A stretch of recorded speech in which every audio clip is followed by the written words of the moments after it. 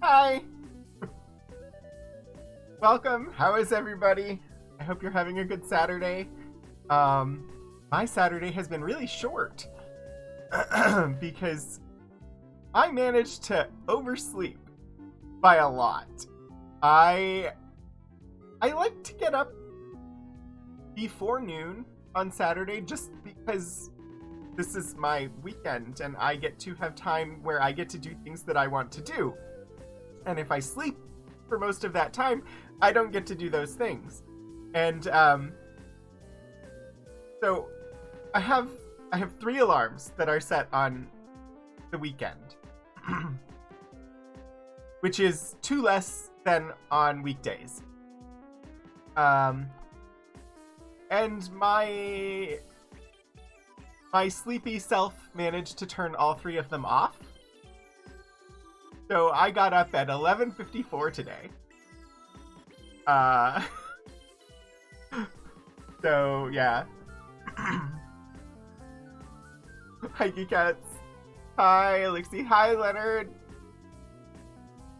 Yeah. I mean, I must have needed the sleep, but it also meant that I got up too late to take my medication. So today is a no medication day. But, you know, whatever. If I had gotten up... my last alarm was set to go off at 9:30. And had I gotten up then, I could have taken my meds today. But can't take them in the afternoon. They have to be a morning thing. So, it's fine. It's no big deal. But it just means that today I am... on a weekend when I had things that I actually wanted to accomplish, I have been my normal self that I have known for many years, which is a person who is distractible and unable to actually accomplish the things that they want to do. So, it's fine. Today is a day, and we're gonna have fun. Grinding away. Little rhyming couplet there. Anyway. Yeah. Sick day this past week that threw... Oh, yeah. Oh, I'm sorry. It was an all-day bug. I had a recent revelation.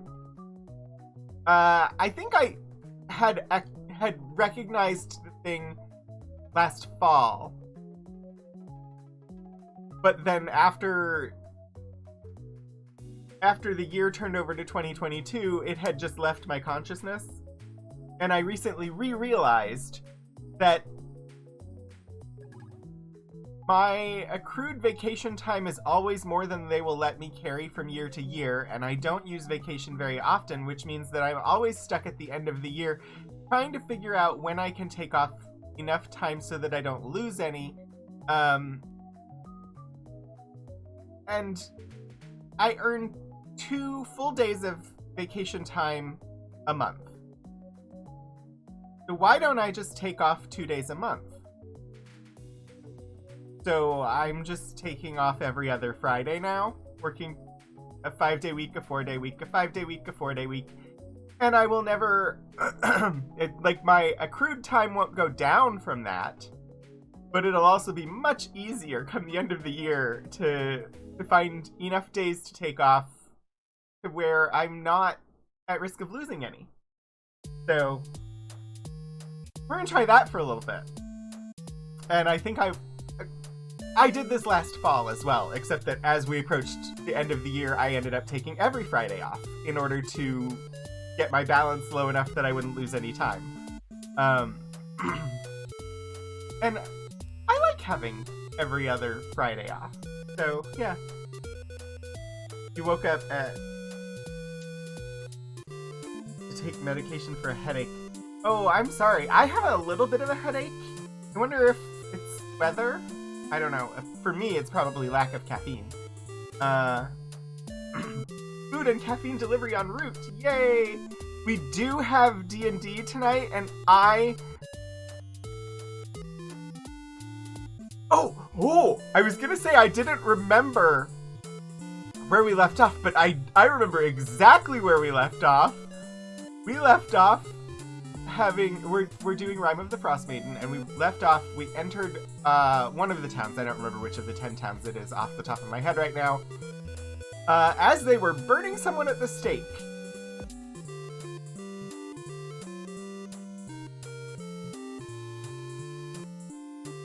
And we went there in part because my character was like, hey, I need to go there. Oh, come on. We have had a little over a week without internet hiccups. Today we're having internet hiccups.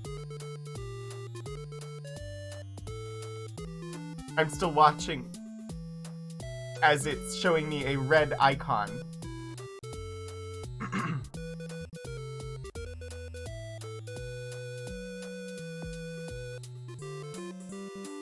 It was a wizard in red robes.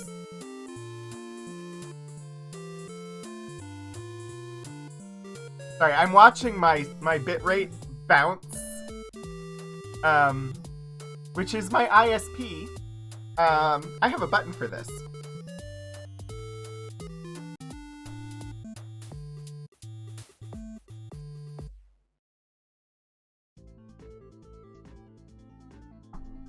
It's my ISP.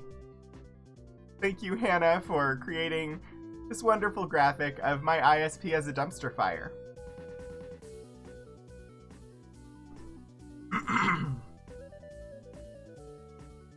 Favorite internet hammer. Yeah, it wasn't too bad. I'm honestly not surprised. I was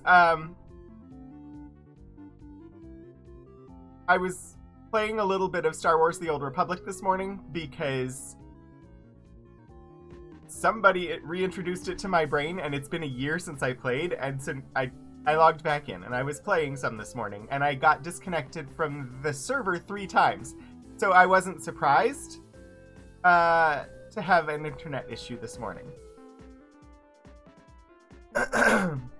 Thankfully, internet issues will not stop me from playing Ultima 5, because Ultima 5 is not a game that requires internet.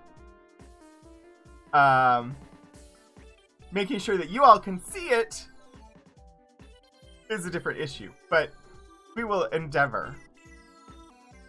Alright, let's see. I should probably move forward with the actual gameplay portion of the stream. But it's great to have everybody here. Thank you all for coming by. And this game, because I have played it before, although it has been more than 20 years since I did so, I am totally open with a little backseating, little nudges here and there to give me clues as to how to go. Just don't spoil the story, in case there are people watching that have never encountered the story before. So, let's go here. And we're gonna make this work. As you can see, I have my little spreadsheet above my head here with the quests.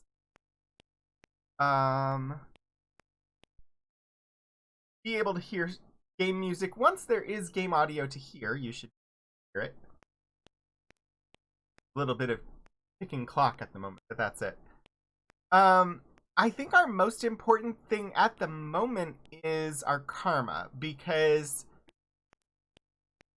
we need to get the words of power for the dungeons.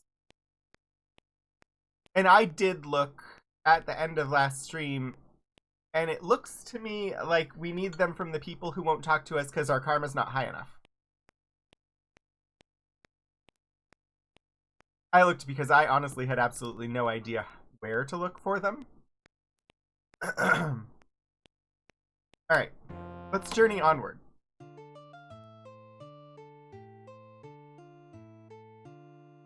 That's my knock, isn't it?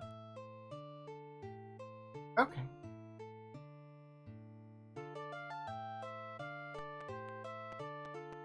always love coming into the game, having not written down where I am, and being like, huh, I wonder where I'm at. I have no idea.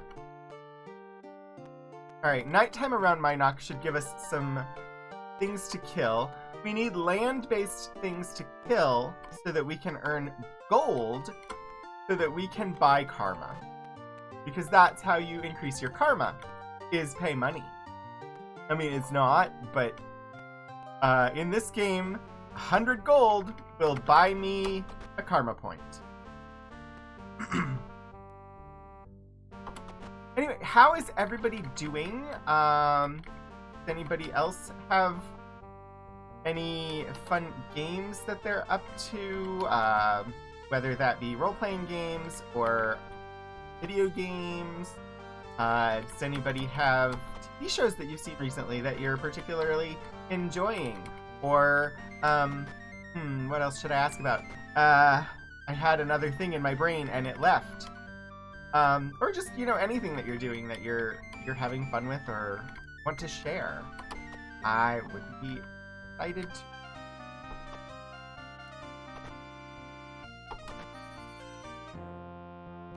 Right.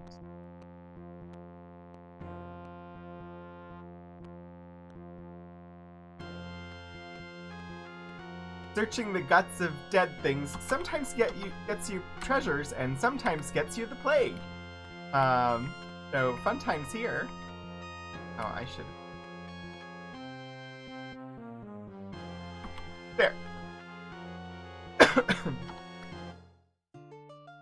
Reno took the worst in that. Yeah, we're not fighting insects. They don't really give a.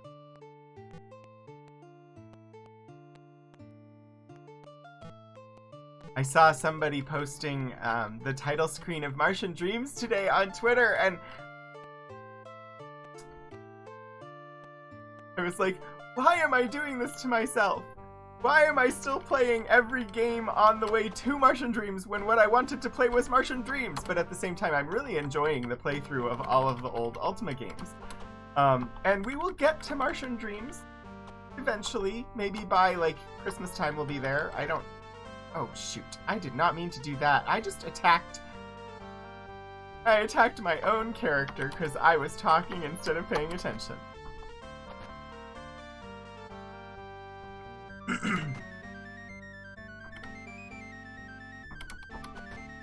Just don't want the snakes to get close enough to poison me, which they probably already.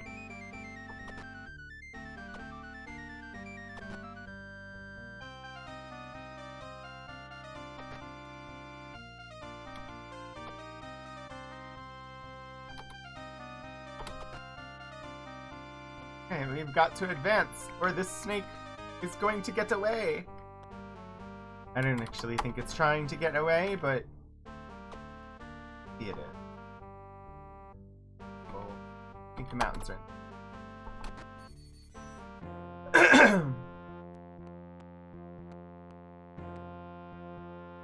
Search the gods for the treasure.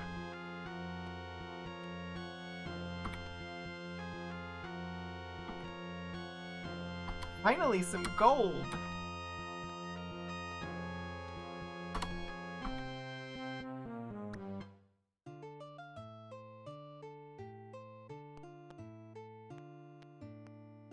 Fight in the swamp.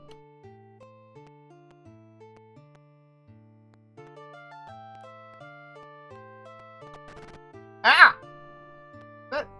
What was that? Was that like a boat? I don't know what else shoots you from afar like that.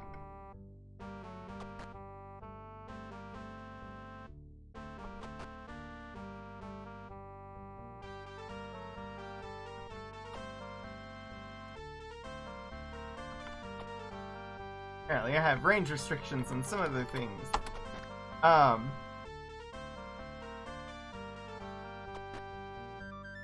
I've been looking forward for a while to a game that is coming out on Monday. I don't know that I've mentioned too much on stream before, but I really have enjoyed the the Lego video games And Lego Star Wars The Skywalker Saga is finally coming out on Monday. It has been a long time coming. Like, it was announced and added to the Steam store, or I don't know when it was added to the Steam store, but it was announced and added to, like, the Amazon listings.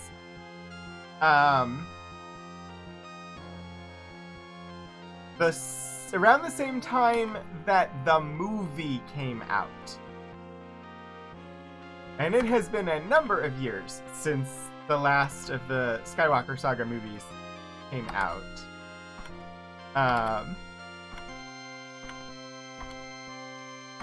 But it's finally coming out on Monday, and I will most likely be playing it for myself.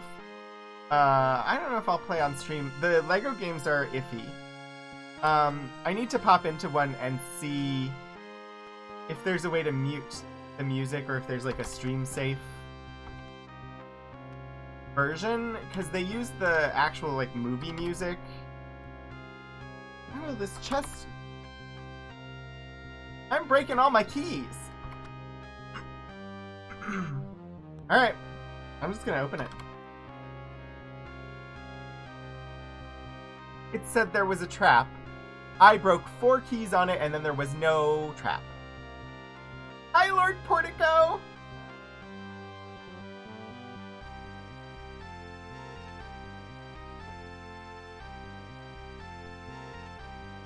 We have had, one internet issue so far today. Oh, were there naughty bots? We have a friendly bot.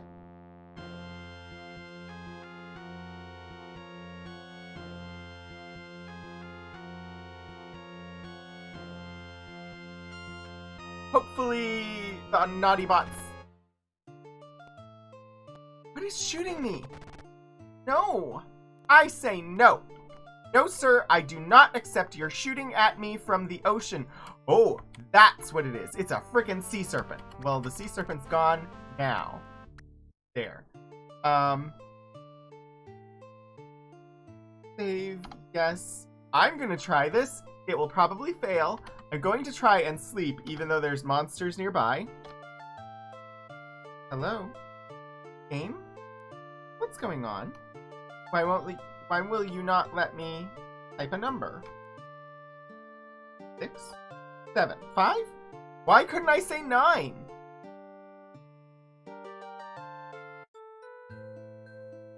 Hi, Hannah!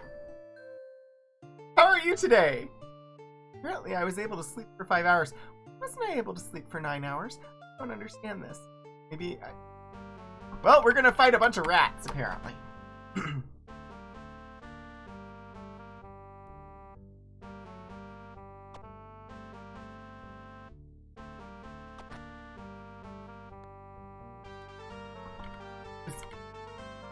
I don't know what was wrong. This stream trying not to be brought to you by Chantel. Chantel, we shan't make sure you get service before we build in other places. I used Hannah's graphic earlier. Breaking news, 9 is no longer a valid number. But I like 9. Oh no, Hannah. At least they're asleep.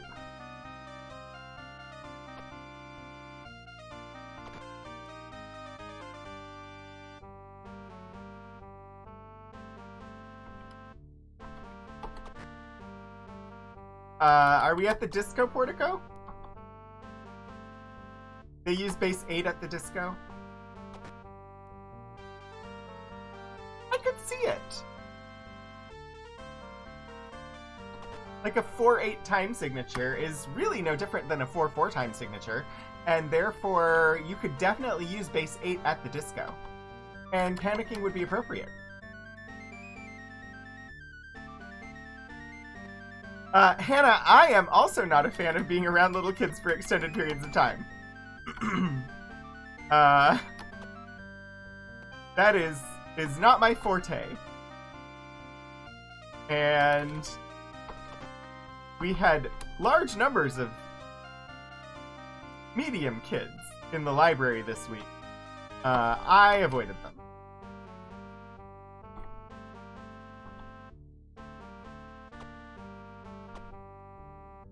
Wow! Somehow, I cannot hit this rat. My aim is very bad. There we go. Should have gone with base 12. Many clean fractions. I honestly do not know. My brain doesn't understand base 12 well enough to understand what you're saying, but I will choose to believe you.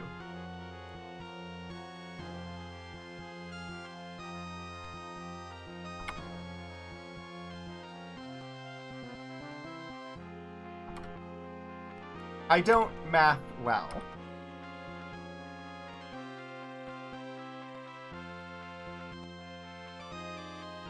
Like, I know base 12.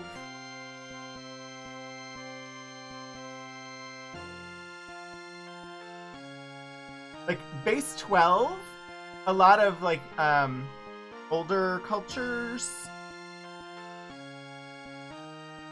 used base 12 because it is... 12 is the number you can count to without using your thumb. Like, you can use your thumb to count finger sections.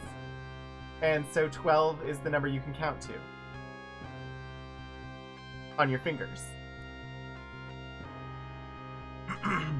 And so base 12 is a biologically natural numerical system.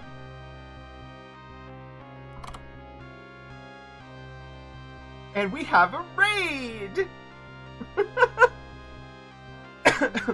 Let me pop over here. Hello! Welcome in, Librarian Liz. Welcome. Thank you, Elixir, for doing a shout out there. Welcome everybody from Liz's Library. Welcome to the Rogues Gallery. I'm Rogan27.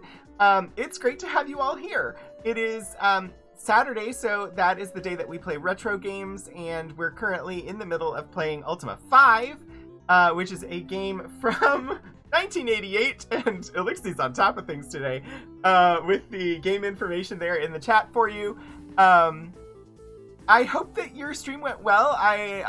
When I popped out, you were reading Shakespeare, Midsummer Night's Dream, if I recall, which was probably the play that I was involved in high school that I was most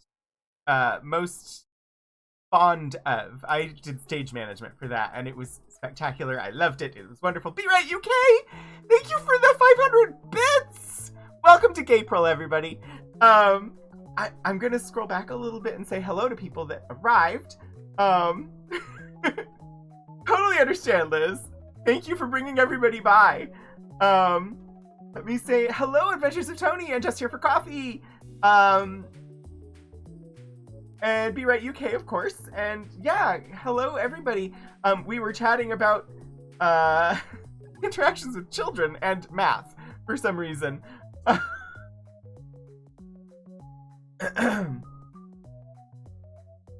Diet Cokes and coffees, yes.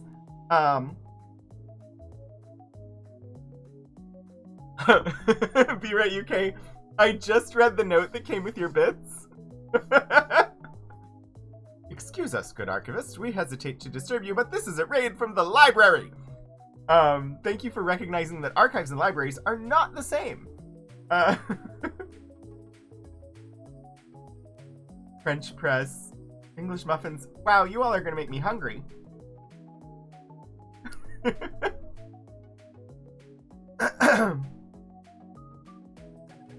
Hannah! I missed it! You bought a chai? Thank you! I didn't see the notification, but the coffee stream bot put it in the chat for me. I have forgotten how to spell coffee. Thank you! Thank you so much! Croissant toast. Oh my god, croissant toast is really ridiculously good. Oh no, Liz! Jam tomorrow, jam yesterday, but never, ever jam today. Although I think Portico may have beat me to it. Although, that was a thing.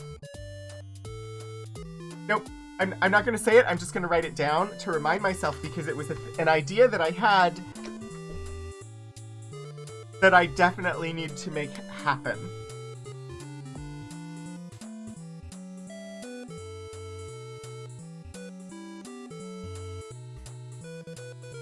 There. Libraries and archives may have collections that overlap, but they are not the same. That is indeed to do. No, never jam today. Interestingly, Portico, the only application of oranges that I like is orange marmalade. I do not like oranges. I do not like the taste of oranges. I do not like the smell of oranges. It actually makes me a little bit nauseated. Orange marmalade, I'm totally okay with. This music, Adventures of Tony, was written by my husband for me to use on stream.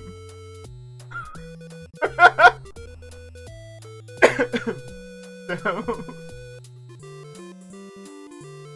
jelly and preserves. Oh, we could... Ooh! There's an idea for an archives stream. We could look at jams, jellies, and preserves, and,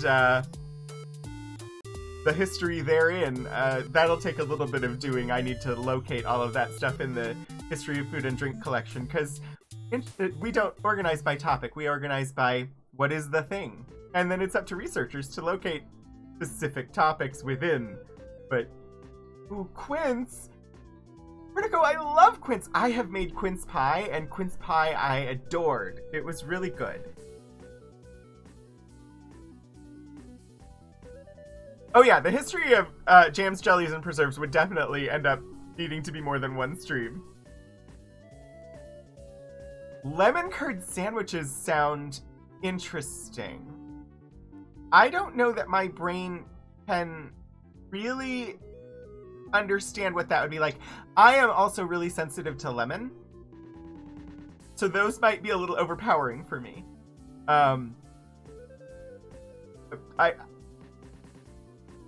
I think I mentioned maybe last week, my reaction to lemon with regard to food is typically let the dish look at the lemon in fear and then bring me the dish. Like, if you put any lemon on it, all I will taste is the lemon. So I don't even want a lemon on my plate with the seafood, because there's every chance that a portion of the seafood will end up with lemon, or having touched the lemon, and then all I will taste is the lemon. And that's just me. Anyway, April is now Preserved Foods Month on Archival Adventures. Not quite, but possibly May. There's a lot of history on that topic. That's awesome. I do enjoy when we can find a topic that there is a lot of history on. I actually, for Wednesday, we're doing some Civil War letters. American Civil War. Because that is a large collecting area that we have, and I don't do much from it. And this one seemed interesting, so...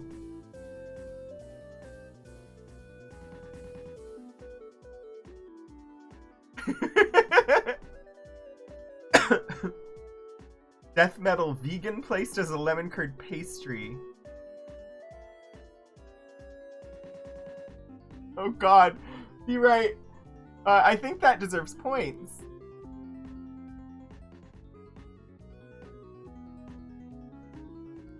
Okay. We're gonna keep chatting, but I'm also gonna keep grinding for gold. because that is what we were currently doing in the game. But welcome in, everybody. It is great to have you here. Hopefully you enjoy things. We'll be at this for a couple of hours, and then most likely head over to Breeze for some art. But yeah, I'm going to switch back to the game. I figured out... Never mind. You don't need to know. I have the Stream Deck. It has buttons. I can do multi-actions on a button, and discovered a new action that I want in my multi-actions, but it's not in there yet. So I had to do 2 button pushes to switch back to this. Anyway. It's the points in a mason jar. No. No, we are leaving this battlefield. Oh my god, we are out of here. Let us leave the poison fields full of rats. Adventures of Tony is practicing their roguish skills by lurking in the shadows. Be preparing a sneak attack. Ooh, and Geekouts is also practicing their roguish skills. Enjoy your lurk, both of you. It is great to have you here. Thank you for stopping by. Definitely do whatever it is that you need to do. I don't, but I will be able to hit the skeletons. And I need a cure poison, I see.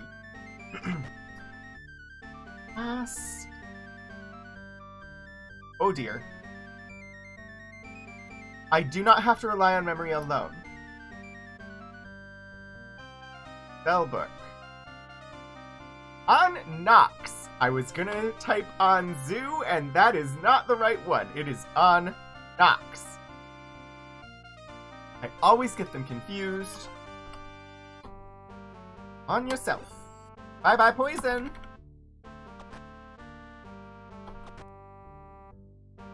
Kira, did you find any,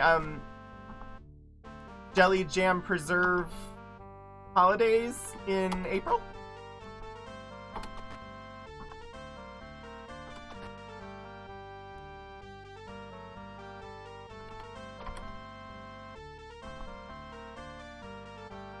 National Peanut Butter and Jelly Day is today? National Jelly Bean Day is April 22nd, and Jelly-Filled Donut Day is June 8th. Today is National Peanut Butter and Jelly Day?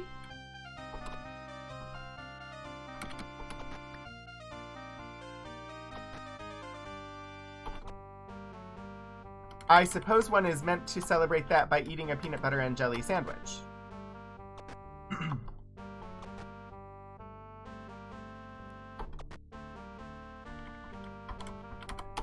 As long as it is safe to do so.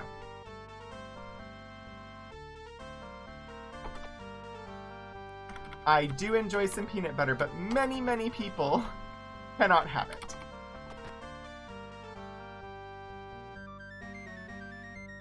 This is new! Portico, what is this announcement thing? I've never seen this before. Enjoy your sandwiches, if you are so inclined! Is this a new feature?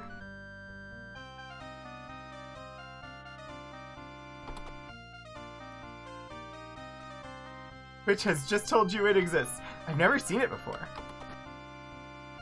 It's likely that they sent a notice out and that I just completely ignored the notice.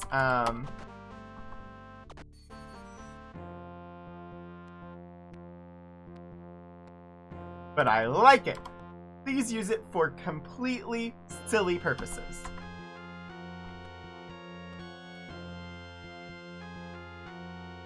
Crap. I searched for a trap, but I didn't actually look to see if one was found, and therefore I had to search again. Treasure chest!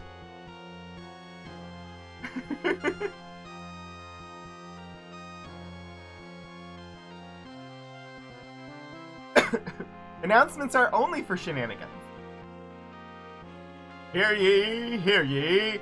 It is peanut butter and jelly day. That is all. Oh no. Now I have old internet in my brain. Peanut butter jelly time. Why must you do this to my brain?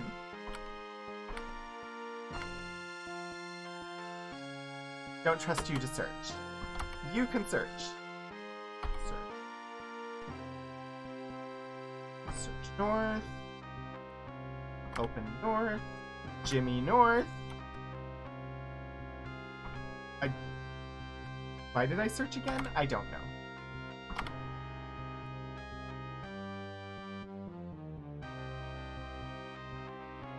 Not jelly-filled donut day today. Hi, Key Squared! A matcha glazed donut and a dulce de leche. The dulce de leche sounds amazing. The matcha one is interesting. I don't tend to like matcha, but for someone who does, that sounds amazing. Peanut butter jelly time. Yeah, I mean, it's iconic. How can your brain not go there?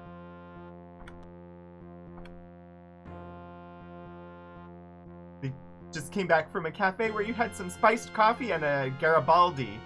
Okay, I do not know what a Garibaldi is. Garibaldi means one and only one thing in my brain, and that is a character from from Babylon 5. I have no idea what a Garibaldi is.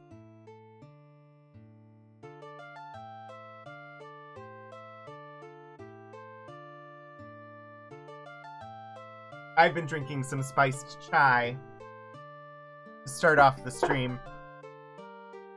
Again, made in the microwave because it is made from chai concentrate and not from leaves. Apparently, we may also choose colors for announcements. What is all this newfangled technology? I will note that if it is an official announcement of the stream, it should be in green.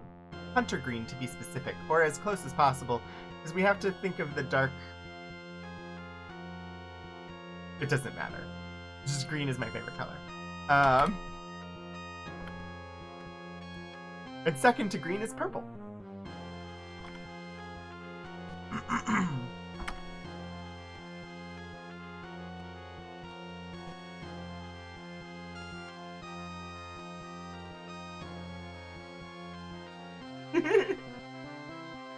See, I don't... Now I need to look. They don't show up in colors for me. I just see announcement. But I don't see that they're in color. Garibaldi biscuit consists of currants squashed and baked between two thin oblongs of biscuit dough. It's sort of currant sandwich. Biscuits are similar to Eccles cake, as well as the golden raisin biscuits. Interesting. What's horrifying to me is that the Wikipedia article about a Garibaldi biscuit looks like two saltine crackers with currants smashed between. And that does not seem like it would taste good. Saltine crackers are essentially hardtack and don't have any, like, sweetness to them. And I would expect that you would want something more sweet than a saltine. But they look identical to saltines.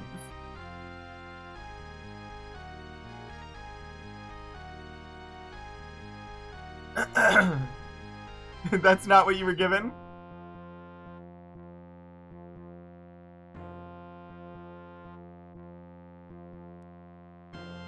Cafe sits on a throne of lies. Dense cake with jelly on top. Interesting. Oh, it's just the bars on the side that are in color? Got it.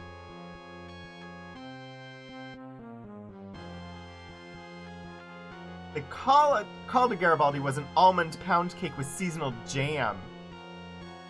Interesting. My brain is going to always continue to think of a Garibaldi as a character on Babylon 5.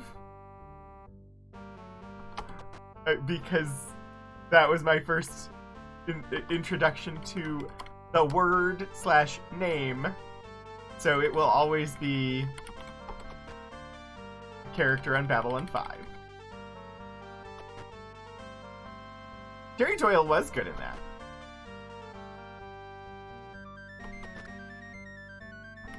And I didn't really watch a lot of Babylon 5 when it was, like, new. But I did kind of have a crush on Garibaldi.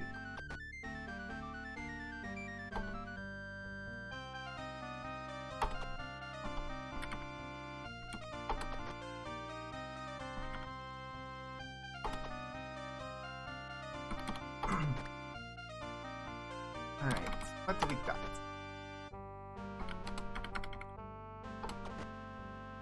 Now you want a baked good?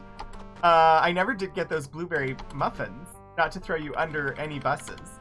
But also, don't make me blueberry muffins just because I mentioned it. Because you have more important things to think about, such as an impending birthday.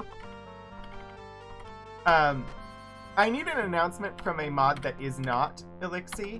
That Elixir's birthday is coming up in the next week.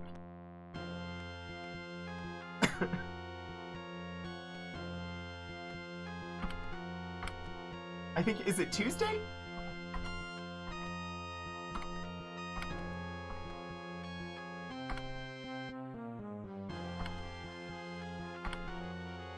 Do not announce such things. I mean, it would be a great time for you to, throw up a coffee link for people to send you money as a gift. Just saying.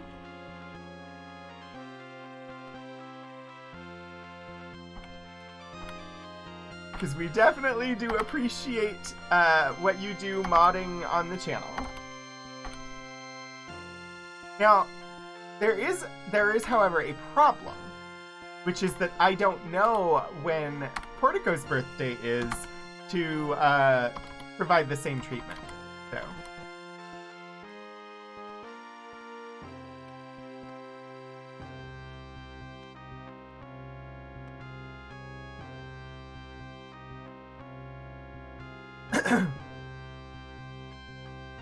Quite liked Ivanova and Lita, as played by Pat Tallman, who also was a stunt player in the Star Trek episode set on the sailing. Really? I didn't know that. I know there was a lot of crossover between, like, Trek actors and Babylon 5. I've really only gotten to maybe about the midpoint of Season 2 of Babylon 5. Crying. Because they're all on HBO now, and I have access to that, but I had difficulty getting through the first season of Babylon 5. Because watching Babylon 5 just makes me want to watch Deep Space Nine. Oye, oye, oye, one Elixir Sarazan will complete an orbital lap imminently. We must archive this occasion, as is the way. This is the way. Oh, that is true. Human remains boxes do exist.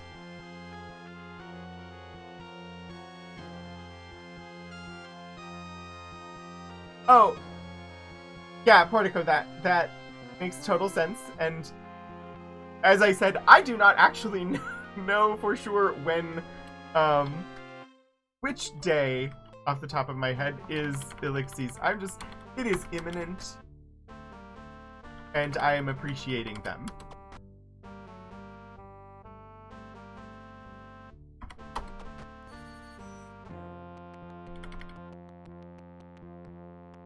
I have plenty of information security risks already on stream, so...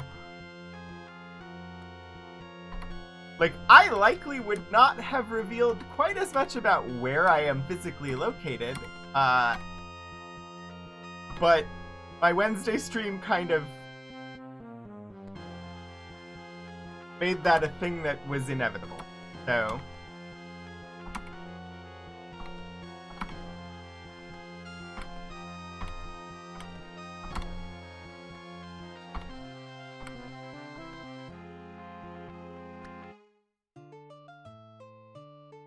427 gold.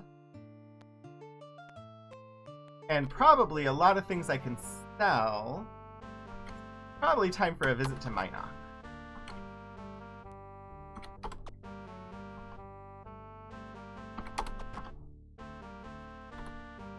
I think I mentioned at the beginning of stream, I saw somebody tweeted out a picture of the opening screen for Martian Dreams, and it was making me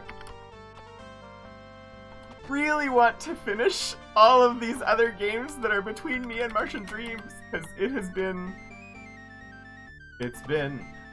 more than a year since I started this streamed quest to play all of the games leading up to Martian Dreams so that I can play Martian Dreams, why that's a thing. Anyway, whatever. We're playing all of them. I am going to play through every one of the games so that I can play Martian Dreams and then probably play the ones that came after Martian Dreams as well. But, it made me, a little impatient for a moment. I was like, but I want to play Martian Dreams now. Not that I ever finished Martian Dreams. I never really made any progress in Martian Dreams at all, which is part of why I want to play it. Because I was not good at Martian Dreams.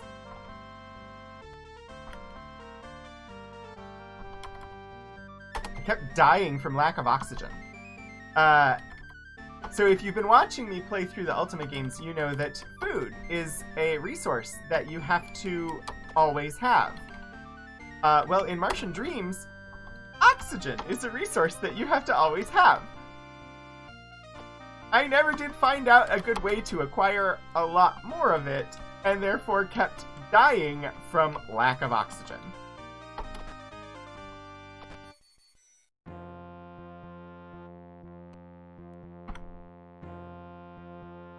Because it wasn't a resource that I could just buy at a shop in a town. At least, not that I had ever discovered. To be fair, both of these things are true. Yes, both of them are true in real life. Although in Martian Dreams, it's, you have, if I'm remembering correctly, you essentially have what looks like blue chewing gum that's triox compound that gives you the oxygen.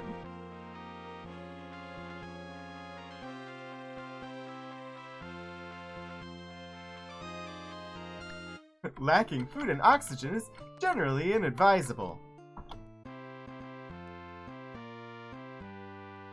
Oh, and we have a number of redeems here.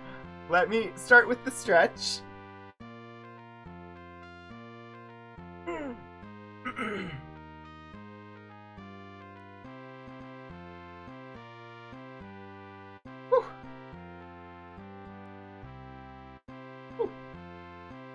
Oh, it's been an hour.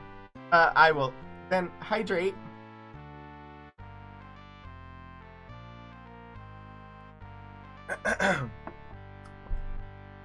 And endeavor to do better posture, and I do see we have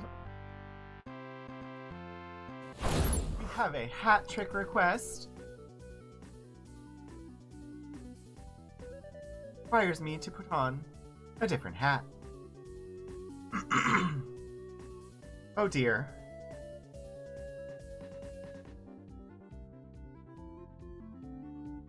Vacuum of space. Vacuum of space has great service, apparently. Yeah, okay. And I was wondering if the unstable internet was causing issues because I saw another blip. So while I lean down to get the hat that I'm going to put on for Adventures of Tony's hat trick, I'm just going to throw up this.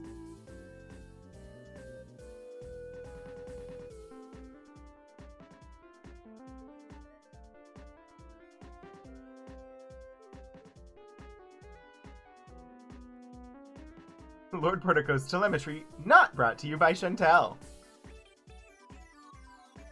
The wonderful Chantel Trash Fire, as designed by Hannah. a entirely different style of flat cap. This, the one that I wear most often, the one that is honestly most comfortable and for all intents and purposes is my hair. This is a 6-panel. 1, 2, 3, 4, 5, 6. It is a 6-panel duckbill ivy. Duckbill is referring to the way that the hat and the bill attach, and so that's a bit about that construction. The ivy is the style of flat cap that it is, and so my favorite hat shape, as far as everyday wear, is the 6-panel duckbill ivy. This one happens to be from Gurin Brothers. The little patch with their logo on it is there. Whom I've bought a number of hats from over the years. But yeah, so far, this one has been like the go-to that I just wear all the time. I have another one that's the same, except I bought the same size, but it's slightly too tight, and so if I wear it for very long, it gives me a headache.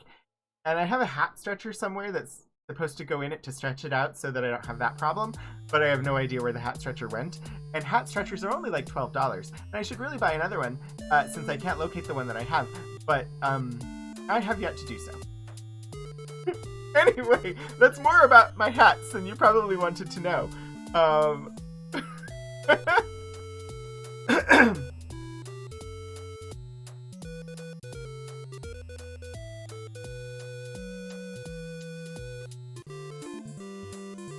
I don't know what GB is. Oh, Gurin Brothers. Yeah.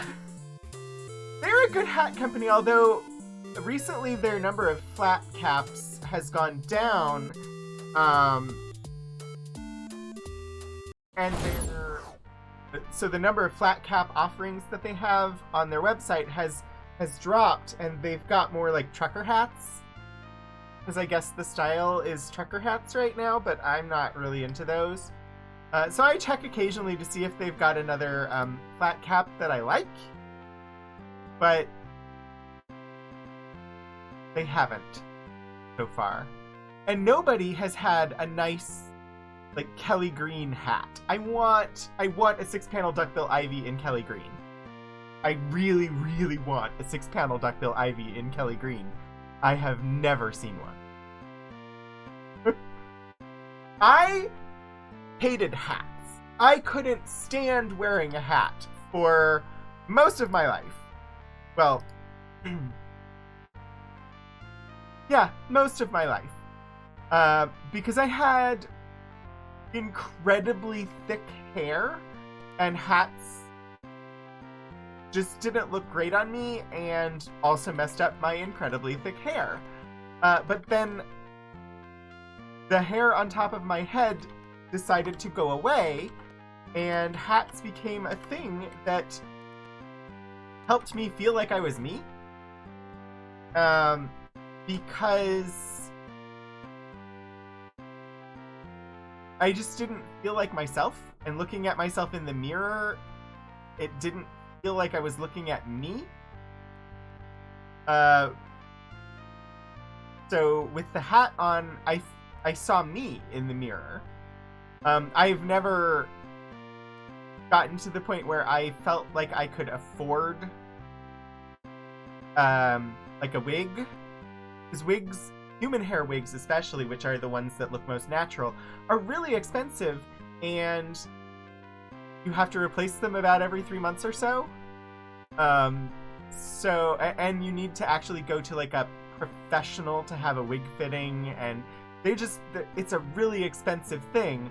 Whereas a hat, I can buy a hat for like $100 and wear it for years. So that's why always wearing a hat became a thing.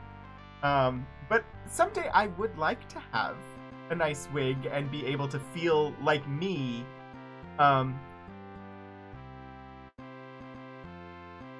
Up until like 2007 or so, 2008, I always had longish hair that basically fell down in front of my eye, and this was just me, and I miss having it. And actually, since I've been growing it out over the last year, I play with my hair, and when I was just cutting it short because I was bald and I felt like I had to cut it short, that physical tick wasn't there, and I found other behaviors developed, such as chewing on my tongue. So, anyway. Oh no, you had a flat cap back in 2016. It was stolen by an ex. That sucks. I do appreciate hats today, where, like, previously I did not. I should maybe look at everybody's kit before selling things. Currently wearing a chain coif. Put on an iron helm. Welcome to Hat Chat.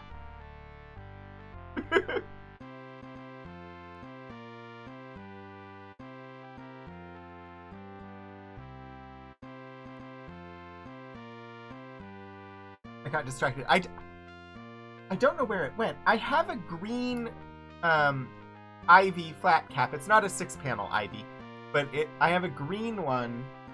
It might be in the other room, but a traditional Irish flat cap that is actually I bought from an Irish hat company.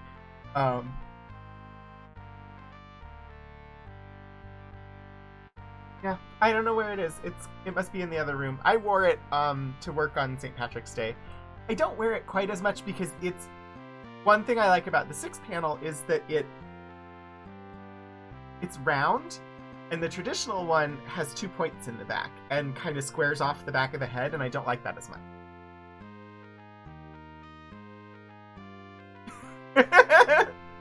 The transition is from discussing my hats to discussing the game characters' hats. Indeed! So currently, Aircon is wearing a chain coif. I think I can put the iron helm on, and that should improve the armor? I have a chainmail, I've got the magic axe. And the Ankh. Forest green, 6-panel duckbill ivy.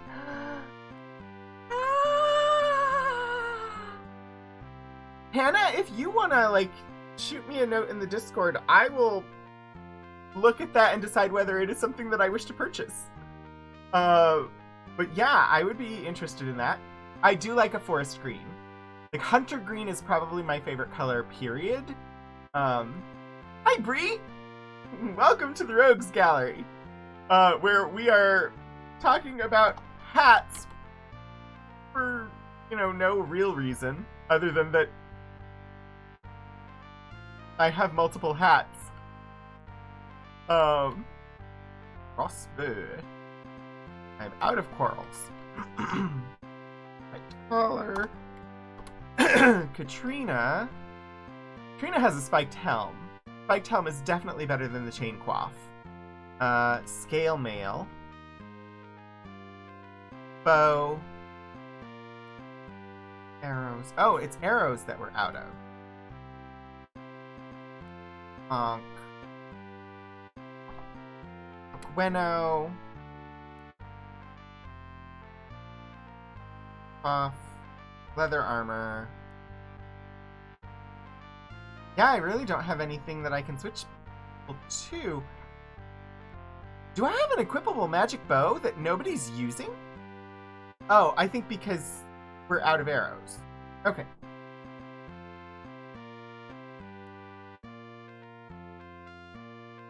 Thank you, Hannah. Oh, Bree, totally fine. Enjoy practicing your roguish skills as you lurk.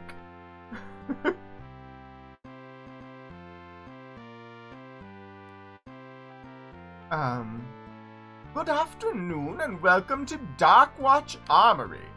Enstone says, greetings, traveler. Wish ye to buy or hast thou wares to sell?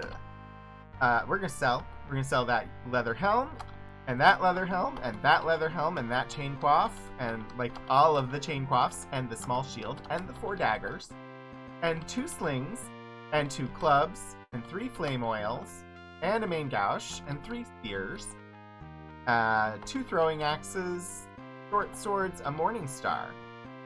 I don't have anything else to sell, but I will buy now. You don't have them? Don't have any arrows? Really? Oh, that's unfortunate. I was going to purchase from you. Sorry, I don't really actually need any of the things that you actually have for sale. Breedanon is practicing their roguish skills by lurking in the shadows. They may be preparing a sneak attack.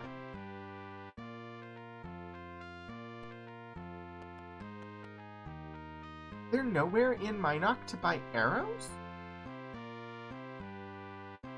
To the clue book!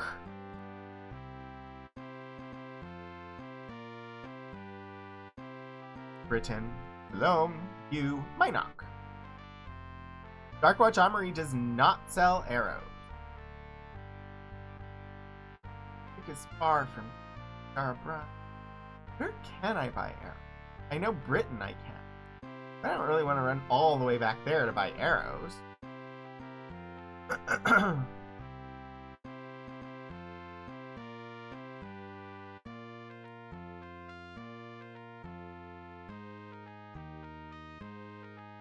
Does nobody sell arrows except the...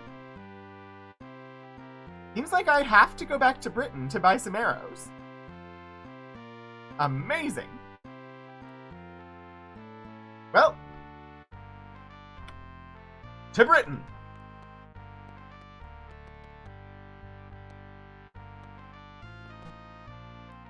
Greetings, Aegon. Surely thou canst spare a few gold crowns for a friend in need. Thank you, Governor.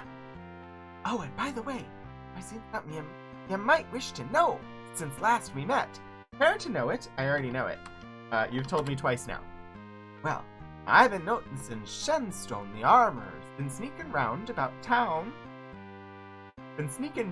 town round noontime. Really, Aegon, that bit of news is worth some gold to ye, ain't it? Bless ye, thy kindness is only exceeded by thy virtue. Did not actually need to talk to you, but our karma is 6. Don't know if... leave! Run away! The guards are after me! I think we already have sacrifice, don't we? Blackthorn's Law of Sacrifice. We do. It is... Scarabrai. Scarabrai is the only one we do not have noted down. Right. Okay, then. Yes, let us go. 936 gold. That's enough to buy 9 more karma points. After we get some arrows.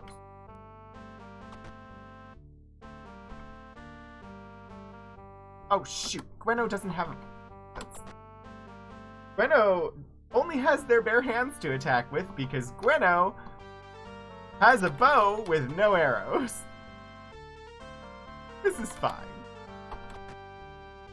Out of curiosity, has anybody been watching Our Flag Means Death? I have not yet seen any of it, but I keep seeing people talking about it.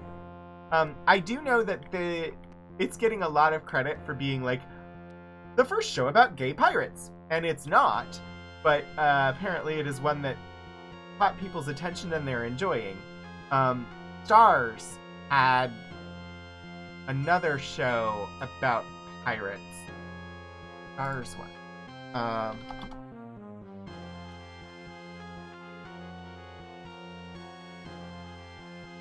Black Sails. So Black Sails also is a show about pirates that was recently recommended to me. Unfortunately, I do not have access to see Stars content. But Black Sails on Stars is supposed to be another pirate show that is very much about gay pirates. But yeah, Our Flag Means Death has been getting a lot of good recommendations from people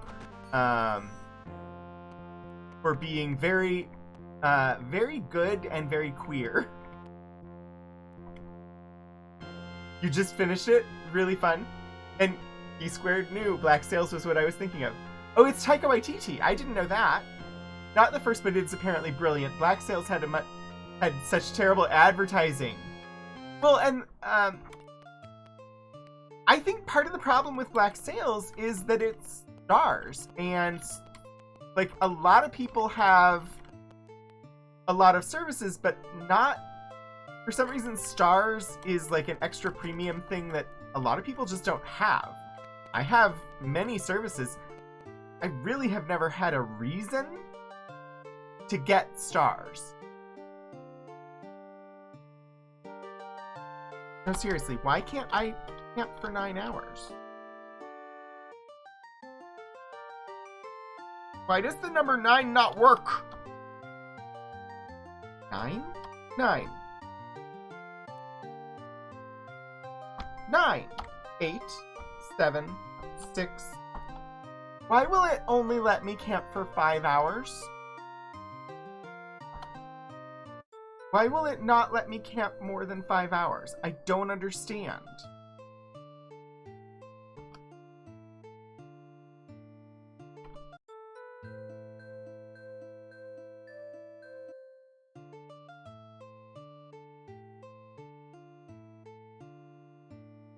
Sighs and throws self-promotion fish at stars.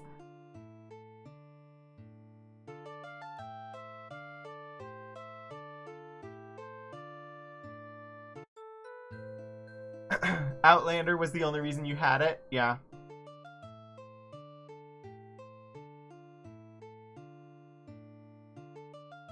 Yes, just here for coffee. I have noticed that, but I will say I actually prefer the way things are now. Yes, it might... So cable packages, I got a lot of channels that I really did not want. And couldn't get some of the channels that I did want. So I paid a lot of money for a bunch of channels I didn't want and still didn't have HBO. Now, I pay just for the channels that I'm actually going to watch, and I do have HBO. So I definitely prefer this to what it was before.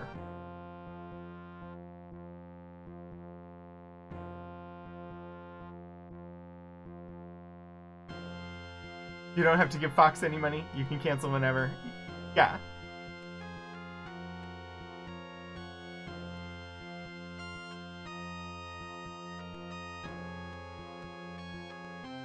Oh, I didn't know that you didn't have access to HBO. That is frustrating. I did know that for some reason Paramount Plus has trouble giving you content. Doesn't make sense.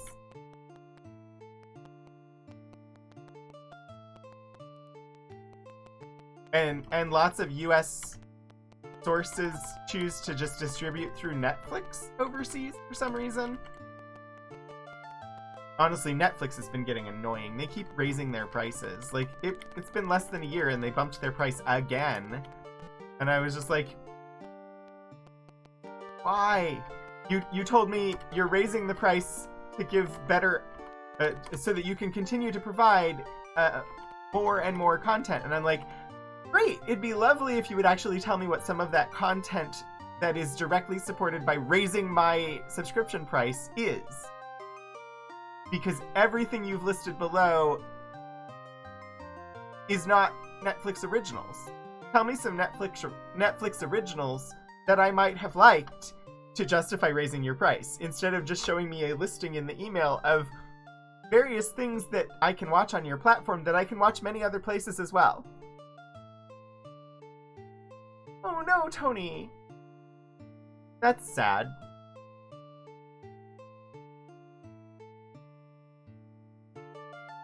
I have HBO, I have Hulu, I have Paramount Plus, and I have Netflix, and I have Amazon Prime. I think that might be all of them. Oh, Disney Plus, but I don't pay for Disney Plus. My brother has young kids, so they have Disney Plus, and I just have a login on their account. But you get a VPN. No, seriously, why can't I not camp for more than 5 hours? What is going on? I don't understand.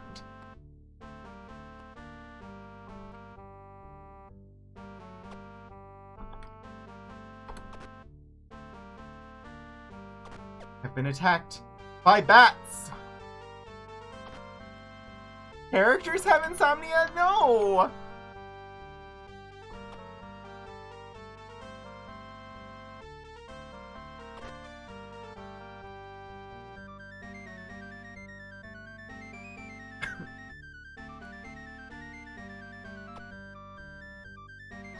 You can't use the VPN to watch UK services in the UK? That's problematic.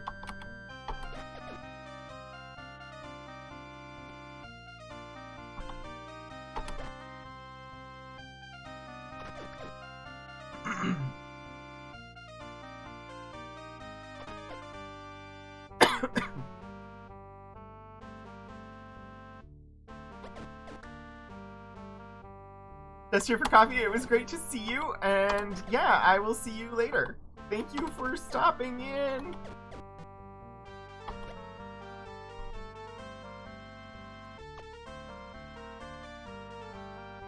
Maybe they're just trying to raise their batting average.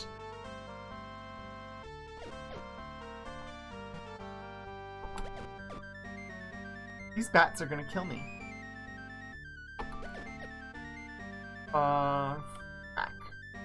Frack. Hold on. Pass. Ani. On Gweno. I've been trying to hole up so that I can heal, but I'm not healing by sleeping 5 hours at a time, and I don't know why I can't sleep more than 5 hours.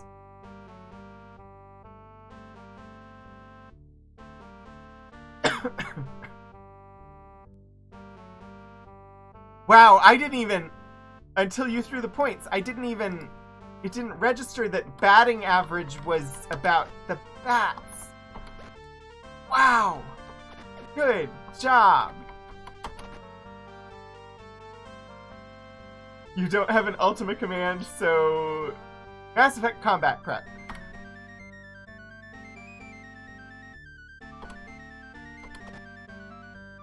Yeah, save and equip. This is a thing that I do need to do as soon as this battle is done, is save and honestly check the internet to find out why I can't sleep.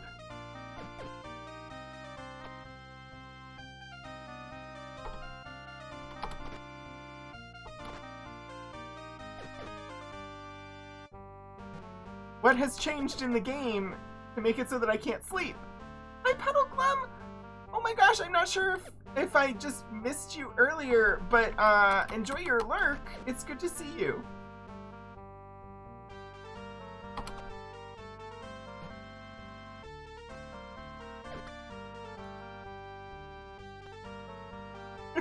Hi, Helgriff Dragon. I was trying to sleep and got attacked by many dragons, by many bats.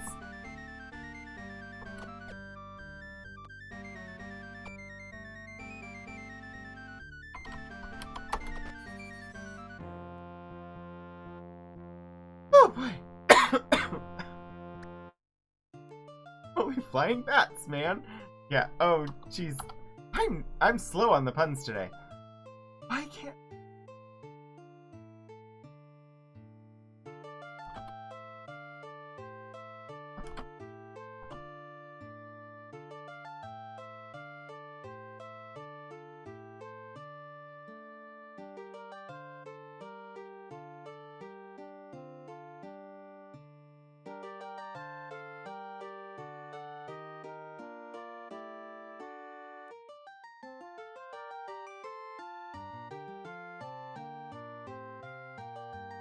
I found a thread. I'm looking at it.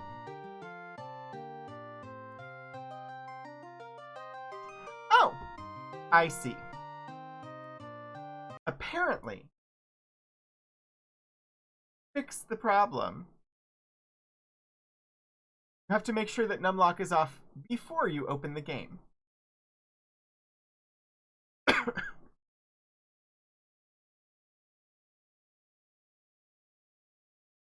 thought numlock was off before I opened the game, but I may have been wrong.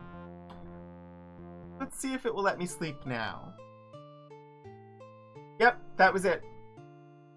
I just needed to restart the game because my numlock apparently was on when I started the game. Sometimes the GOG ports of these games are weird. It didn't heal me. Whatever. I need arrows.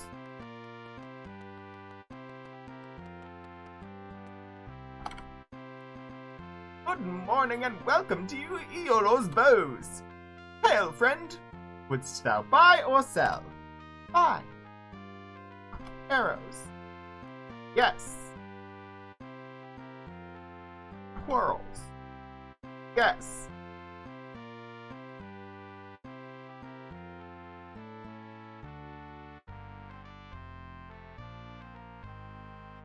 I don't remember how much the magic bow is. But I can't really use a second magic bow. I'd love a second magic bow.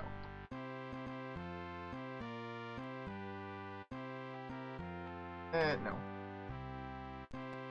But I can only have one stack of arrows. And so if I had 2 people using the stack of arrows, I'd have to come back to Britain all the time to buy more arrows. Okay. I need a shrine so I can buy some karma. Easiest shrine is the one closest to me, I think. Easiest way to get to shrine is boat. Board. We get the boat music!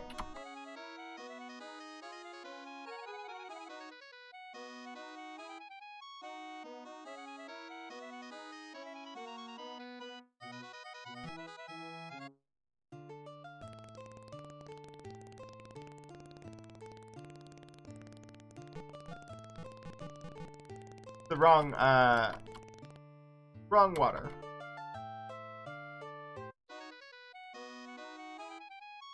River. It's called a river. It is also water. So it was accurate, just not as precise as I had hoped. Say, wrong water. You're putting Magic Boat lyrics to the song?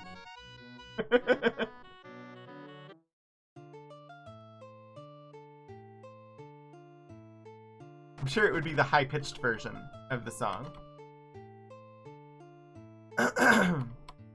Hello, Shrine! Enter the Shrine of Compassion. Compassion. And our mantra for compassion, who? Who? Who? How many hundredweights of gold? 9! Alakazam!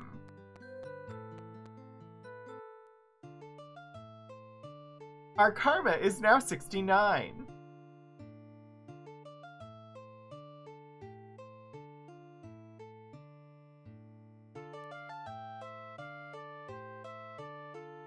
I may have done this intentionally.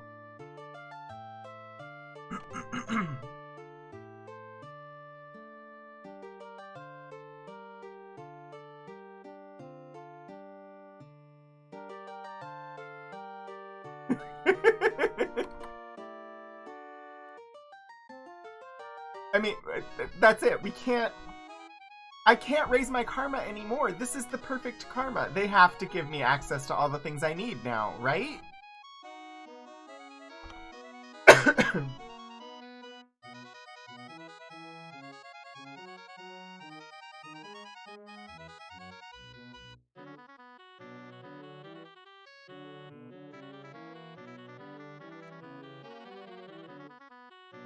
Let's dock the boat.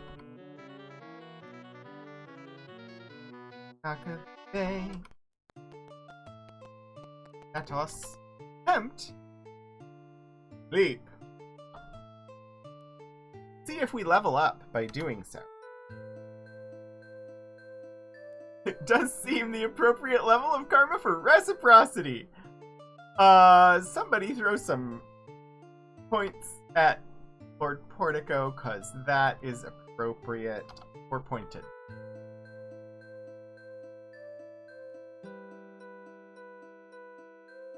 No apparition. No healing either. Thanks. Thanks, game. Thanks.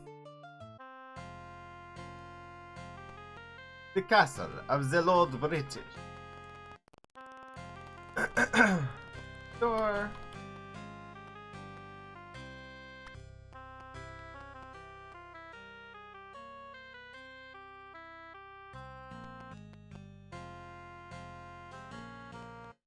Go. Nope. This is like to spoke to somebody around here. No. No, it was at Empath Abbey that we were, wasn't it? I don't know. I think I can open this door though. Let us see. I forgot.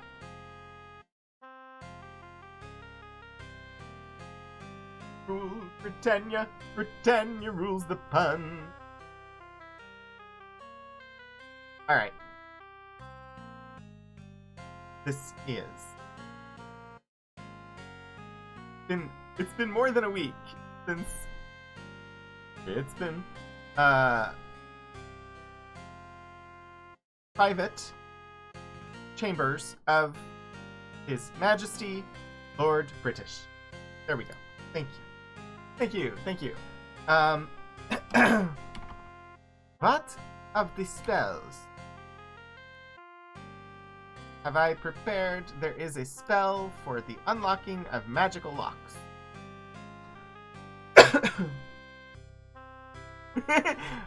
I've gotten back into it. It's just once a week, and so I needed the first letter to like kick it off. I had to look up the first letter. Anzen,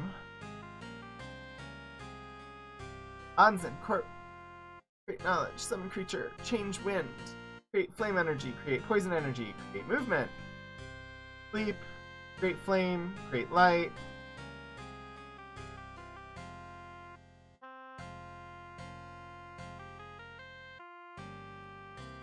Gate freedom of movement.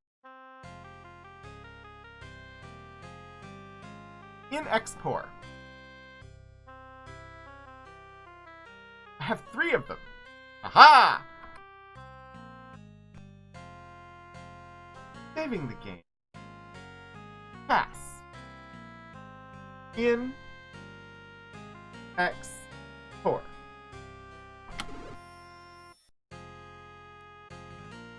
Holy shit! Hi, Mike! I don't know if this was smart. I'm in the private chambers of His Majesty Lord British. I need stones. Where did I write down stones? It's on one of these post-it notes here.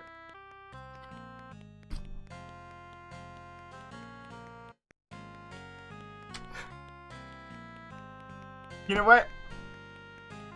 Why did I write it down in the frickin' spreadsheet where I should have written it down? It's fine. It's fine.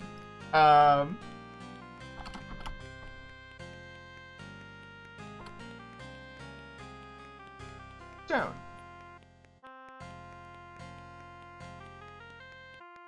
Because this is literally the only thing that I remember from when I played the game as a kid. Thank you, Mike. I had just looked it up in the wiki.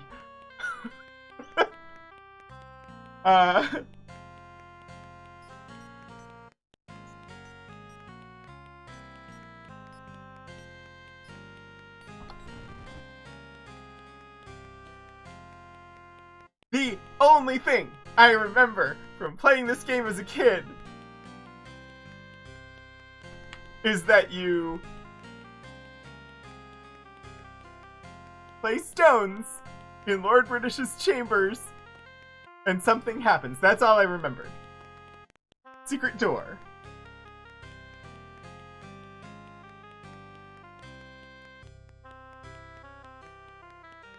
Sandalwood box is now mine. And I have saved. Search.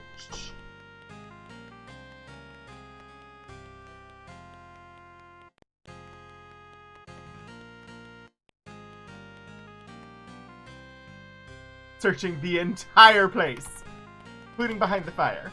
Haha!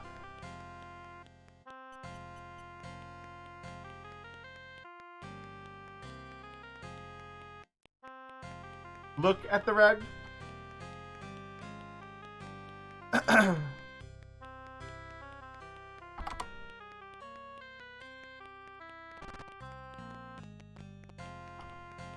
Let us see an odd rug. It's a magic freaking carpet!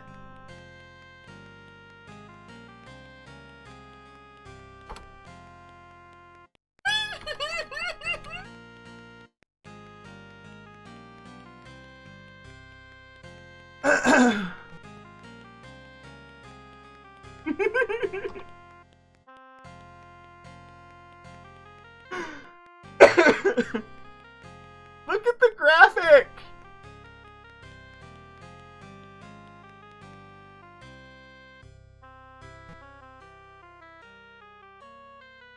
Let us see the glorious standard of Britannia. Why does it look like a red snake on a blue field? No!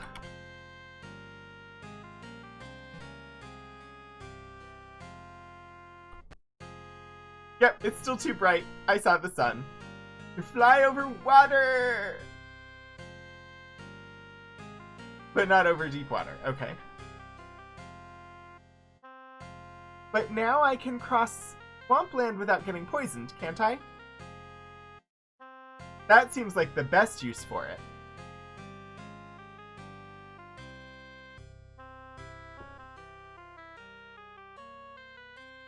I want to look through the telescope and not burn my eyes. Look!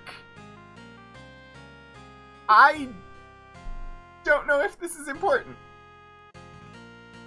I also don't have any of... I bought a whole box of colored pencils and a sharpener for them, for using in such circumstances as I want to make things. I want to note things down. Have not... like, the colored pencils are in the other room. Okay, I will use my Sharpie. Let's see, we've got a dot up here. Ooh, are they? I will take a look.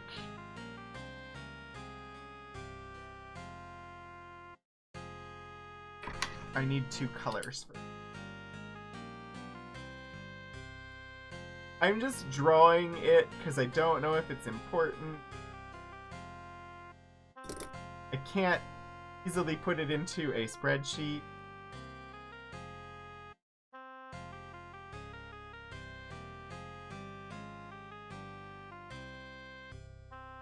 Also, I like that the music is different in here.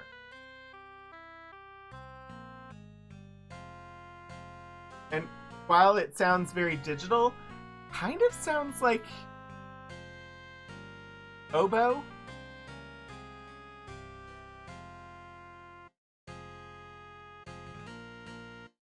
And harpsichord.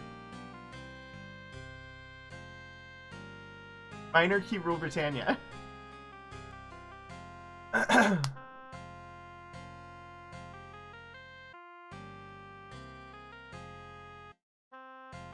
I'm just fond of any music that gives a double read at instruments their due. Because too many times when I was in band, my music consisted of large stretches of whole measure rests, or playing whole note B flat over and over and over again as an oboist, because our band tended to play Sousa marches. Vivaldi wrote a terrifying number of bassoon concerti. Oboe and harpsichord made... Yeah, it sounded like oboe and harpsichord. And I'm fond of oboe because I was an oboist in middle school and high school. No, I was a flautist in middle school and an oboist in high school. I also played the piccolo in middle school, and I played the ocarina in high school as well, although not actually like in band or anything. I was just teaching it to myself. I actually have I still have 3 really nice clay ocarinas. 3 because they're 3 different sizes.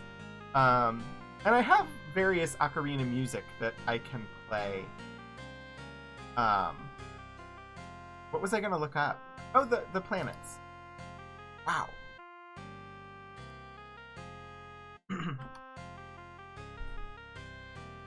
Planets. You said in the lore book, the book of the lore.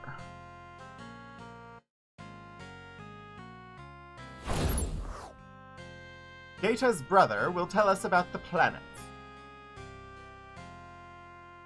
Maybe. If I can find it. Fails. Maybe it's...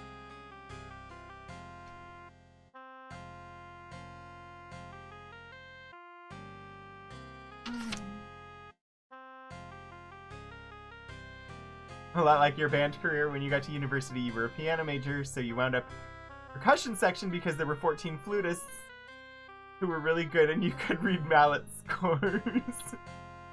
I did take a semester of piano in college. I was not good at piano. I honestly wasn't very good at oboe, flute, or piccolo either, but mostly just because there are too many times where they need you to trill things by, like to flip back and forth between 2 notes really, really fast. I do not have the manual dexterity for that. My fingers don't move that fast. I was much better as a vocalist because it didn't rely on me being able to move my fingers really fast, and that part of why I stopped with like the physical instruments. You have a couple of clay ocarinas. You always called them sweet potatoes. One's larger. The other's tiny and very shrilly. Yeah. Mine are circular. I got them at the Renaissance Fair in high school, at the Maryland Renaissance Fair, and they're really, really nice. I like them quite a lot. I should really practice on them. I am currently looking for the information on the planets. Astronomy. The definitive work in astronomy is Celestial Britannia by Sir John, astronomer and scribe at the Lyceum. This passage is comprised of excerpts from his book recording his scientific discoveries and documenting Britannian astral theories that predate the emergence of science. In the heaven beyond our skies dwell stars whose numbers are beyond our reckoning. Within our heaven, circling our world, sweeps our bright sun. 10 other orbs trace tight paths around our world. The twin moons, Trammel and Felucia, are desolate, their light only a reflection of the sun's brilliance. The other 8 orbs are thought by some to be planets like our own. According to the roles they play in our many legends, they have been named for the virtues of the Avatar.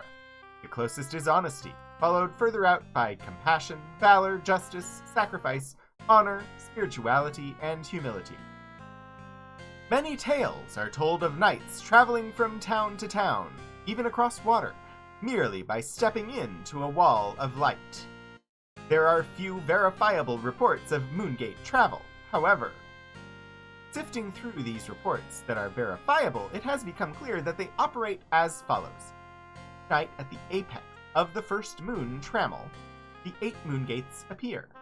Rectangles of shimmering blue light rising from the ground. They remain until Felicia reaches her apex. While the moon gates are open, a traveler entering one will be instantly transported to another moon gate in a different locale. The traveler's destination is determined by the phase of the moon closest to mid-heaven. Moongate travel is said to be fast and safe. However, there have been confusing and conflicting reports of what transpires when the moongates are equidistant in the mid-heaven. Moongate travelers should exercise caution. Over the ages, comets, fiery nebulae, have torn through our skies as harbingers of impending doom. They appeared just before the emergence of the Dark Lord Mondain. They heralded the reign of the Enchantress Minax, and they foretold the impending danger of the Hellborn Exodus. Now, while we live in the midst of peace and enlightenment, the comets have begun again. There are 3 frickin' comets on this map.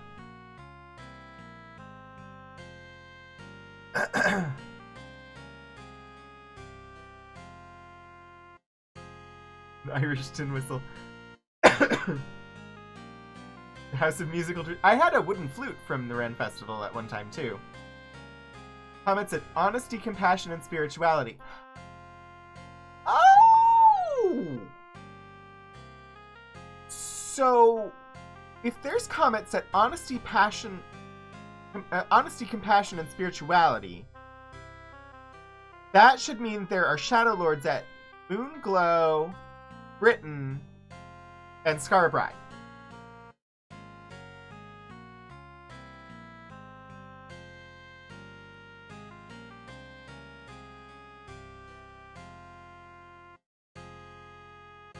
Pretty sure that's what that means. Interesting. How do I look? Not on Reading of the Skies. How do I look at the sky when I'm not on top of Castle Britain? Or Castle Britannia? Huh.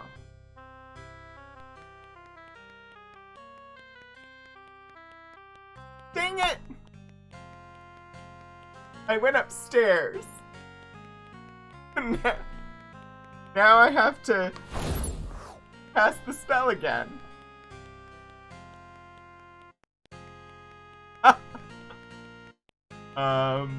In Expor.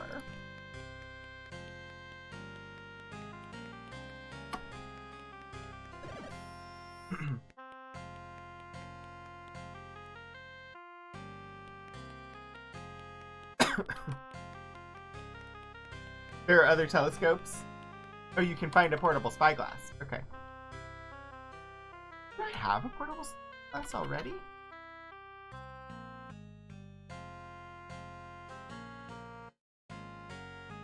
I do not. Okay. Oh, Hannah, I hope that they are ready to head back soon. Enjoy lurking, though. Is it not possible to get out of here but without being accosted by that guard? Dang it! Oh. Shut up! Art thou going to leave on thy own, or must I throw thee off the battlements? Leave. Get off the roof! Now! If you will let me do so, I shall leave. I didn't have to fight the guard!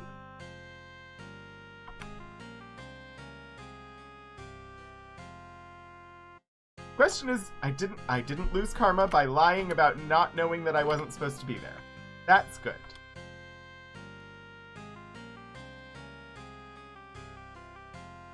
Stables is not where I want to be. I'm trying to leave.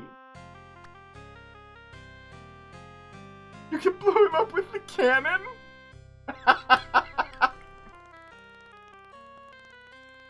don't think I can leave. Gate is... Oh, nope. The gate is not gonna...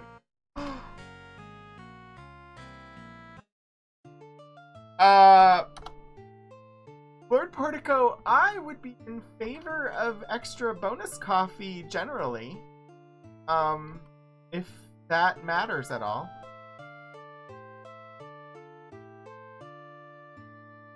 I have no idea. Alright, I'm camping. Oh, I have to exit carpet, pull up and camp.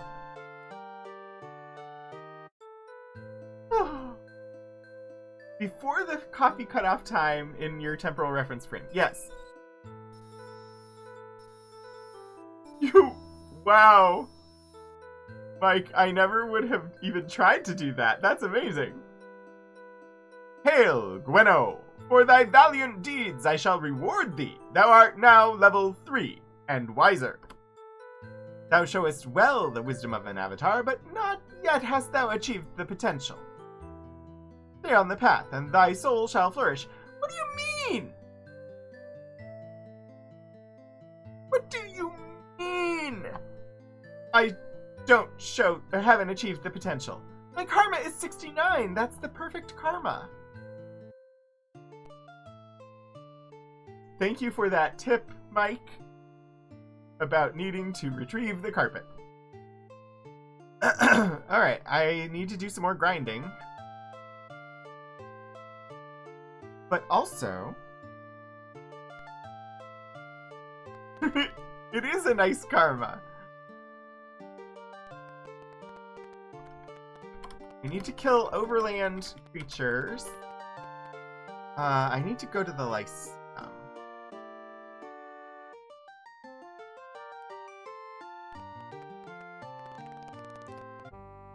Hello, creatures. I was just talking about how I need to kill you. Dang it. Dang it, dang it, dang it, dang it, dang it. I forgot that because Gwenno ran out of arrows, it automatically unequipped the bow, and I need to re-equip the bow. Oh, cool. That's a good note too.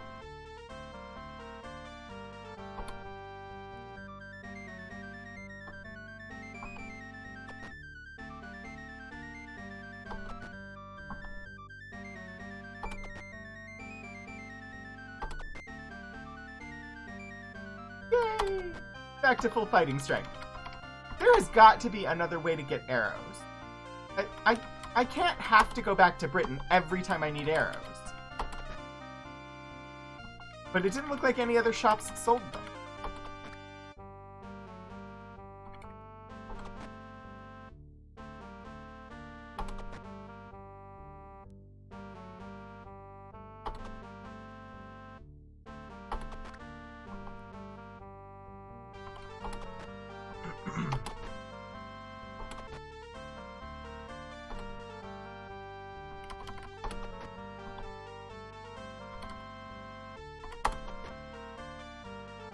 I love that I don't instantly die to mobs of baddies.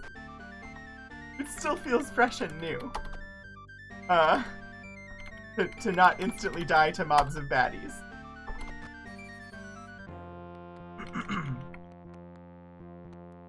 Alright, pay me for killing you. Come on. Search.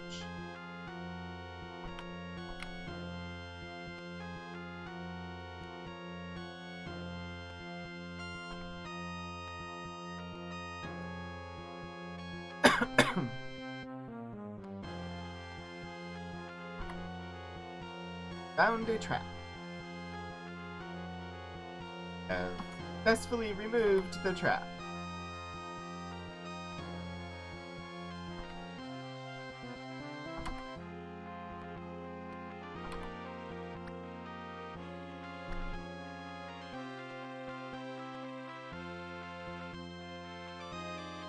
No trap.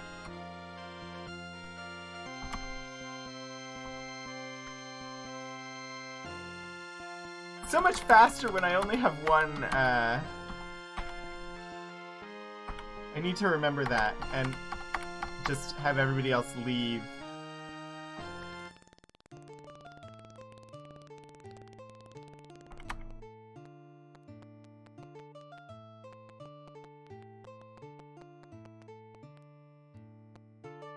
my gosh!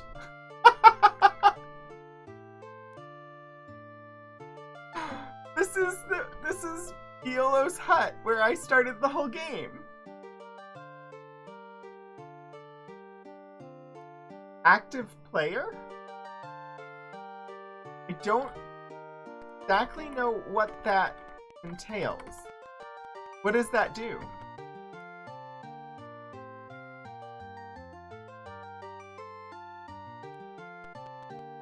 I see him! I somehow managed to come exactly where I wanted to go. Hello, Empath Abby. I am present inside you. Opens the door.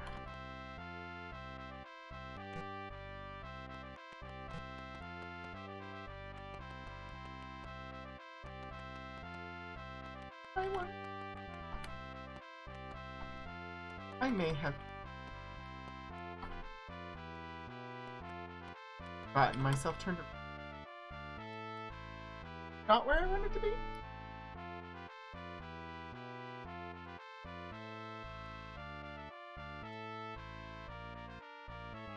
Oh! He's in Britain?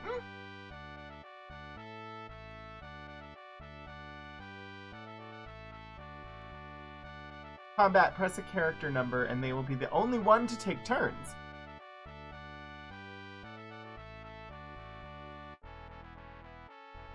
How do you remove that once it's set?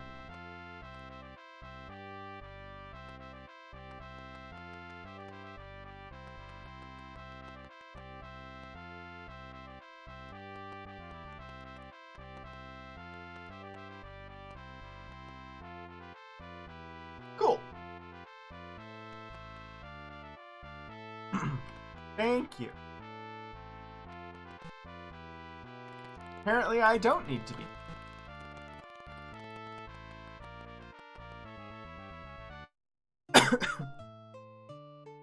Right. Well, here, going to wander over towards you for no reason other than to be near a town.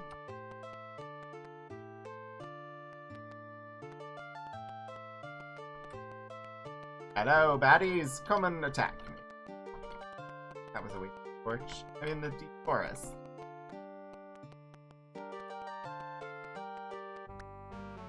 Dang it!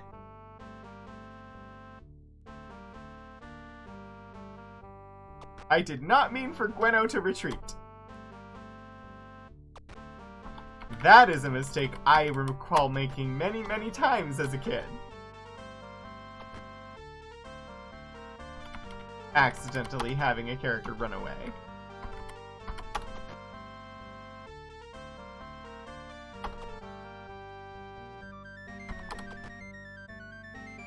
Come on, mice, I need money from you.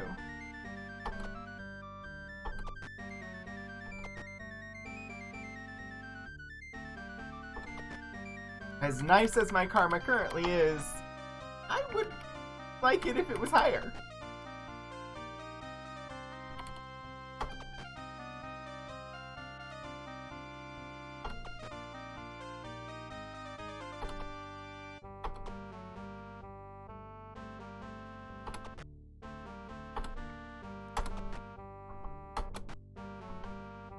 Kill the mices. Ice. The Redeems Portico. Oh, that's nice! That is so much faster! I will do the Redeems very shortly.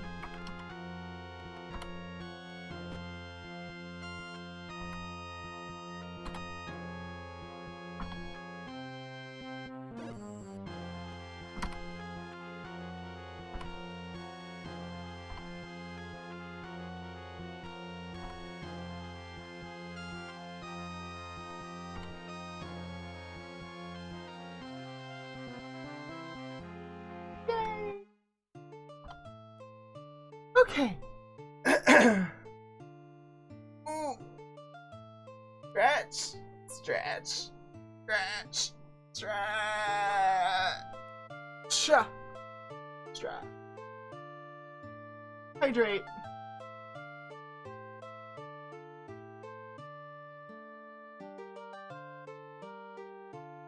I know!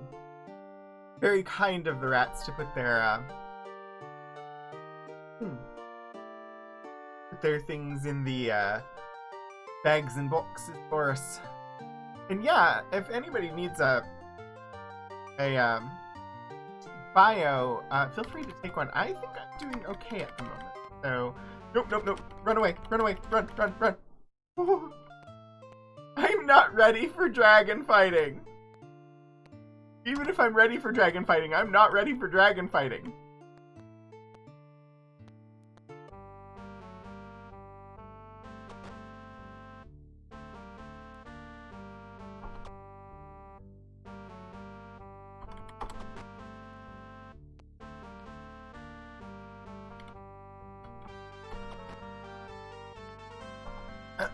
How was everyone's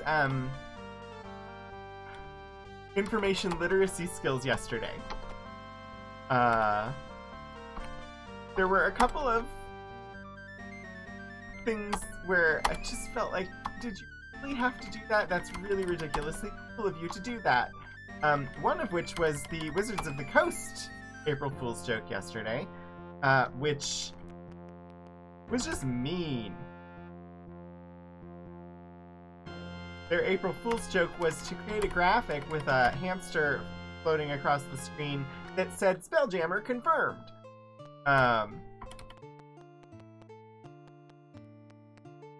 And, like, just super mean to do that, because so many people in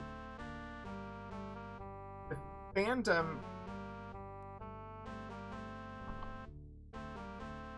want Spelljammer. What was I doing? I was hitting search instead of attack. But the Ultima Dragons Twitter account had a really good one, which was that Origin Systems was being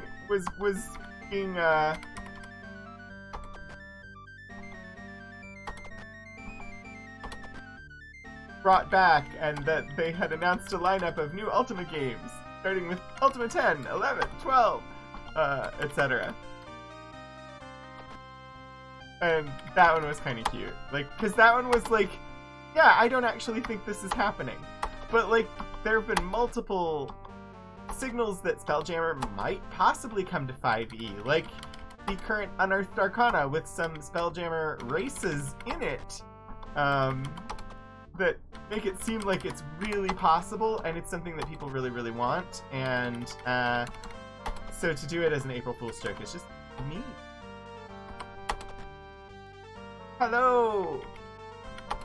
Hooray for the bonus coffee!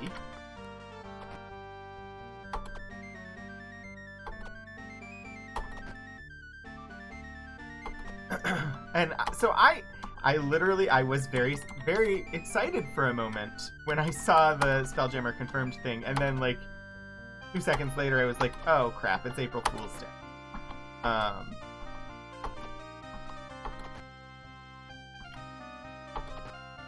That kind of made me actually angry. Because this thing that I've been wishing for was being announced, and then I realized, no, it's April 1st.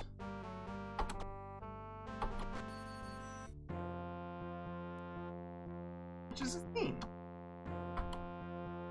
Yeah, I really wish it was true.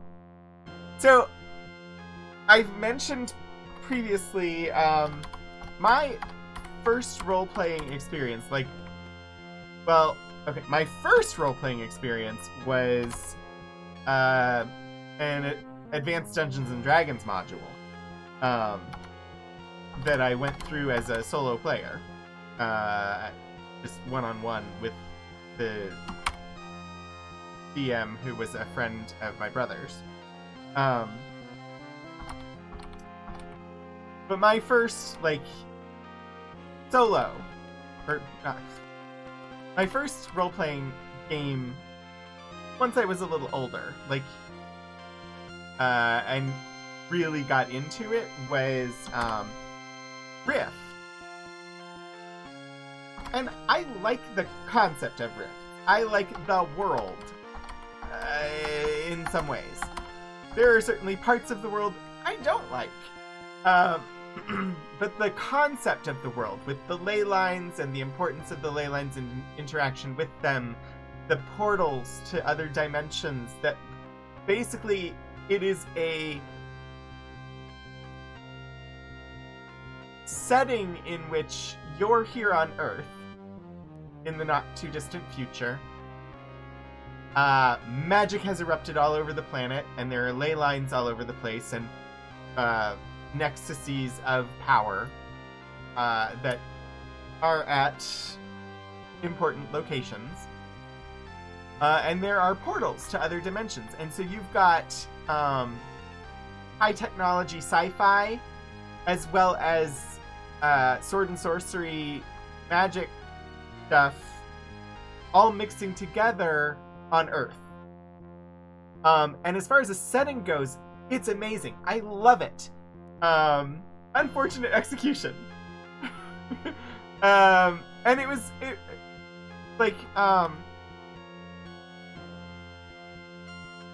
it's a product of that era.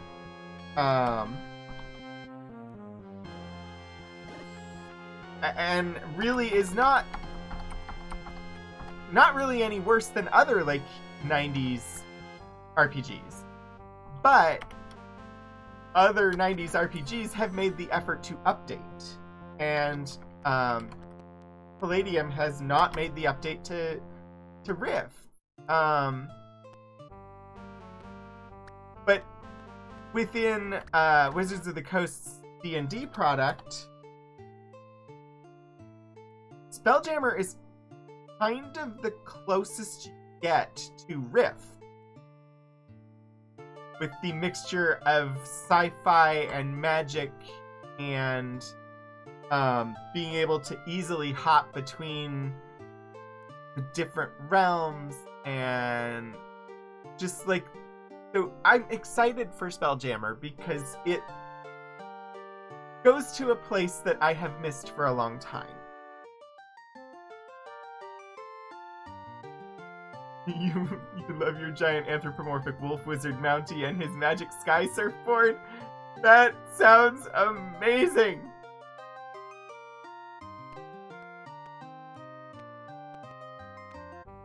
My very first, character that I played in Rifts was a willow tree.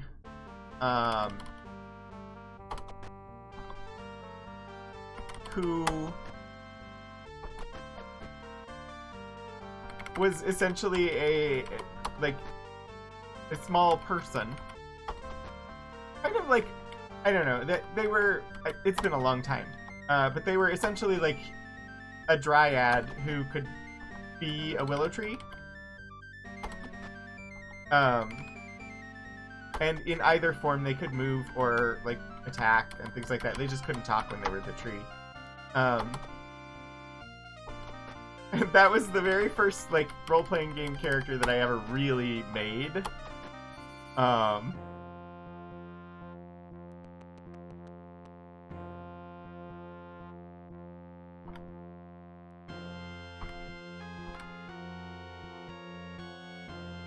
I don't really remember anything else about her.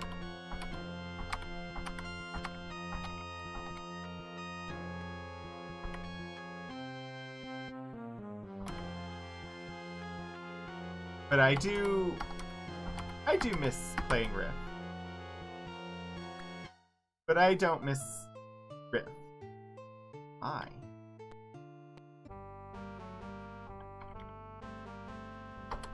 This is lots of headless.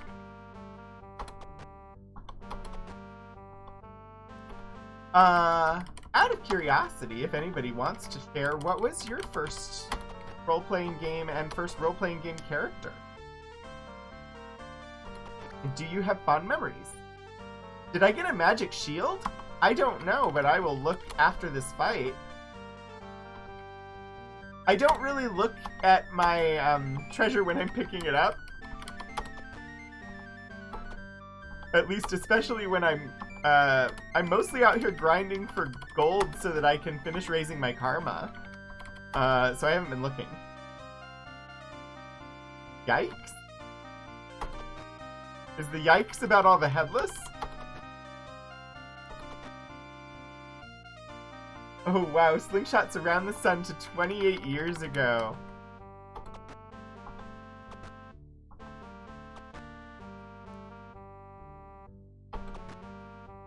Trying to remember your character. So, my character would have been in 93. How many years is that?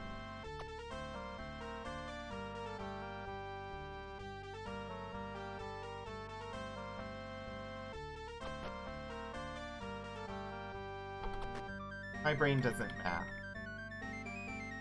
29 years ago, thank you.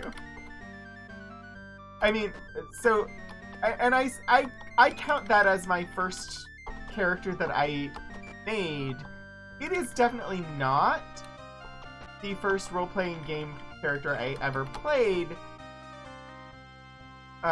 because, as I said, I played an AD&D module, and I must have played that module probably like 1990 time frame, but I don't really remember that at all. And we played some Warhammer 40k, and we played BattleTech, and I might have played ElfQuest before Rift, but I really don't remember any of those. The one that sticks in my brain as this was the first was me playing Rift. Human fighter on AD&D rules, mostly theater of the mind. Your first edition AD&D 1994.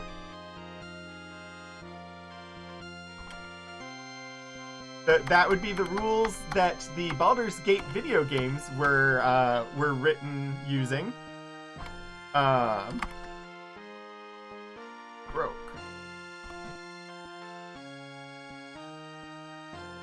Higher level games, so the DM let you play a bard, which was very difficult back then. He wasn't very good at anything, but a useful jack of all trades type. He had the habit of bowing deeply whenever he met a dangerous monster.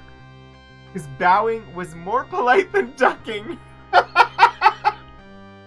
That is an amazing little detail. That is a wonderful role-playing detail. The Burt Sage at the Ghost of Thaco. Thaco... I don't have a problem with Thaco, other than it requires more mathing, which was harder. I don't know where I physically am on the map! They keep returning me to the map screen and I don't know where I am, and I forgot to look for that magic shield. We'll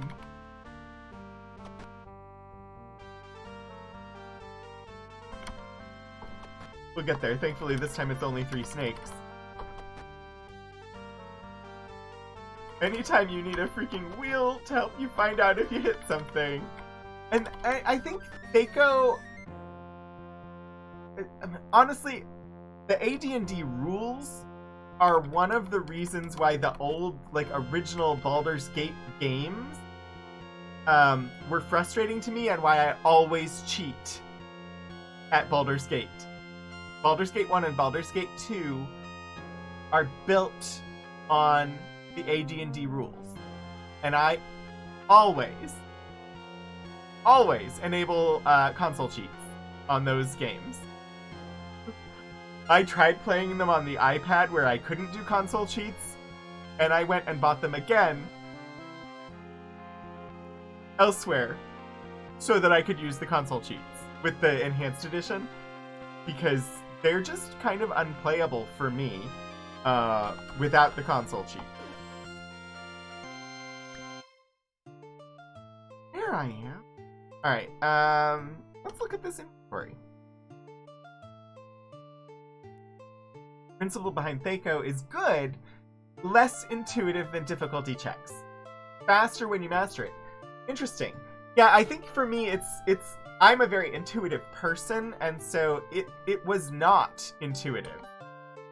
Whereas the DC and AC are really intuitive for me. You're so used to lower AC being better that you have trouble adjusting. And in all reality, had there been a D&D Beyond to help me do Thaco, I probably wouldn't have any problem with it. And even today, if I'm trying to calculate my armor class, I do it incorrectly, which is why I let D&D Beyond do it for me. You never want to return to the days of Thaco. If anyone is unfamiliar, Thaco stands for 2-hit armor class 0. And beyond knowing what the acronym stands for, I can't really explain it. But it is essentially your armor class. You've been trapped under a clingy cat. But yeah, I never really, like, Thaco is just, like, not something I can really explain. I'm down to 46 arrows. Halberd? I don't see a magic shield.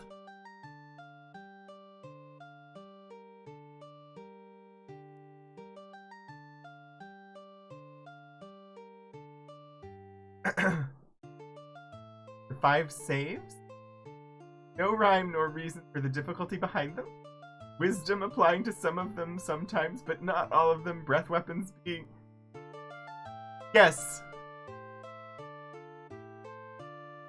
Oh, no, Mike. Thank you for pointing out that what you thought you saw. It may have been the Morning Star.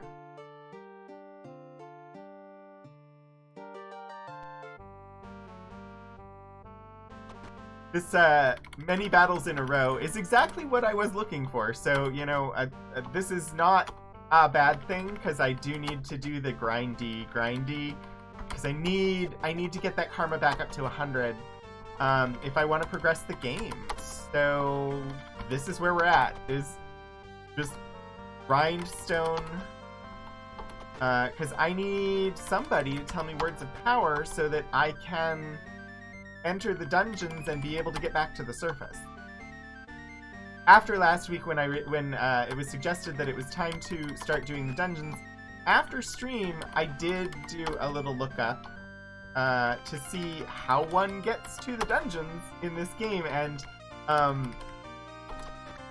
we've been to the dungeons once, briefly, which was going through the whirlpool, which is how you're supposed to initially enter them. Which is all well and good, except the word of power that you need to get out of that dungeon, you learn from the guy who won't talk to me because my karma's not high enough.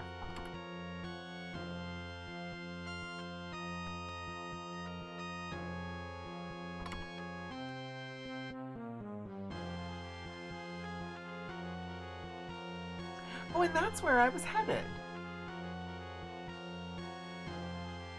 Back to Britain, because I need to talk to that guy. I just remembered this. First character you remember playing for any amount of time was Kiana, a half-elf tank of a fighter. Played several times before, always as a fighter. Didn't expand your horizons until returning to D&D 5e after a 15+... Yeah, and I had not really played anything... I think I tried... Oh yeah, that's true. I tried... I don't know where I am. That's part of the problem.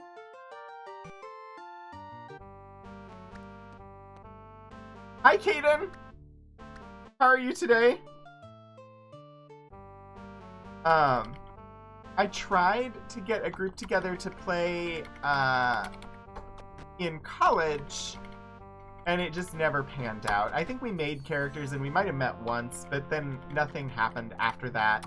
And so it kind of fell out. I survived on things like the Baldur's Gate video games, until D&D 5e. And 5e, ooh, what movie did you watch? So when 5e came out and the group that I currently play D&D with got together and started playing, I wanted to try out the Warlock because it was new and I had not experienced the Warlock before. And so I created a Warlock character that was tied to Nyarlathotep, one of the old gods. And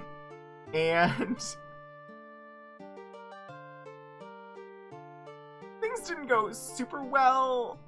My Warlock's octopus familiar tried to steal something from our paladin's pack, and our paladin killed the octopus familiar. So they were butting heads. And yeah, after... Plus, Elixir was also playing a Warlock, and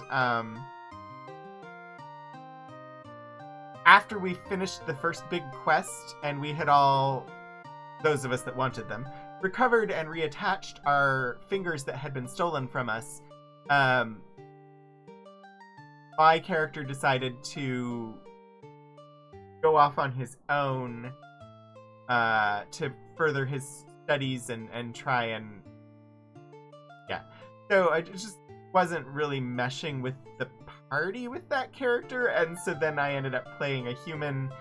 so that previous character had been half Drow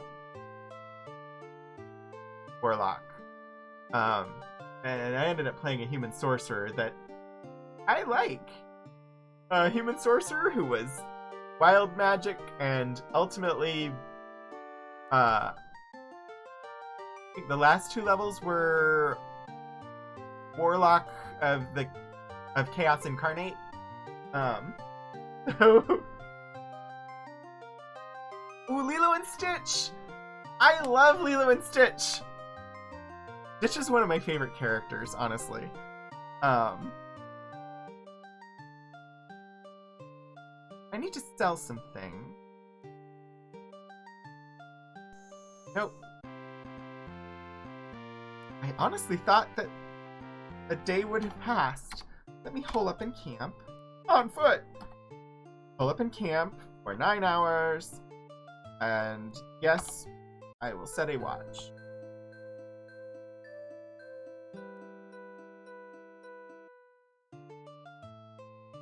There's just so many good bits of Lilo and Stitch.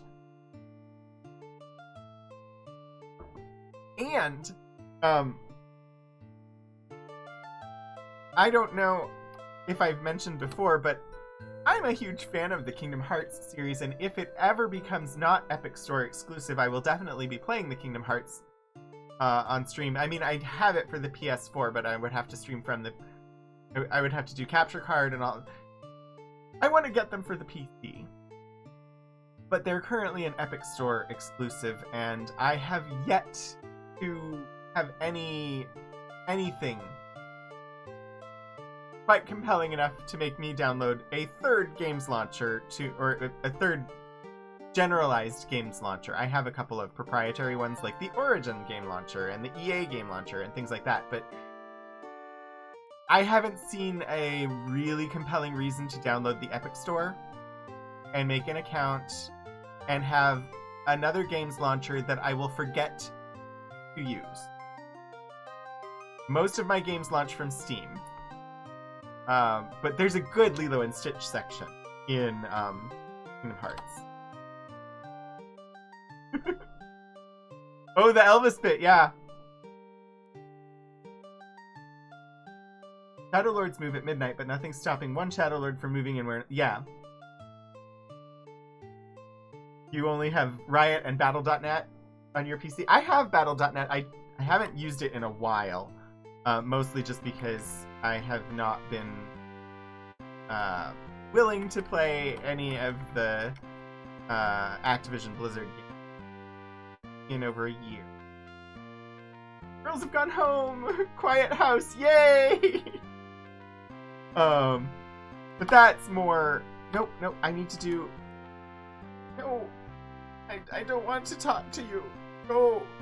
Bye! I will buy arrows. Yes.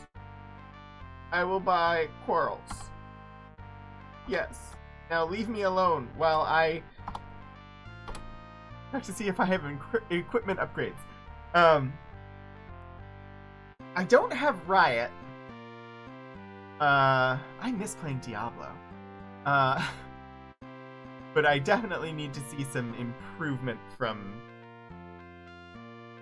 Like, I need to hear that things have changed inside Activision before I am willing to spend my time on their stuff.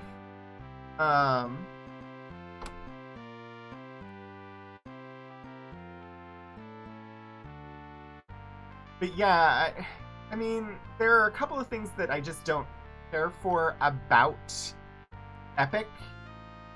And then I've been using Steam for so long that most of my games are on Steam, and when I want to play a game, I go to Steam, what game I want to play. I have the Ultima games on GOG, but I really only open GOG when I want to sit down and play one of the Ultima games. So to me, like, if I got something else in GOG, in fact, I have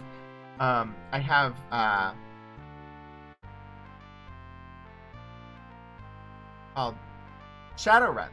I have Shadowrun through GOG, but I always forget that I have Shadowrun because I think of GOG as the place that I go to play Ultima.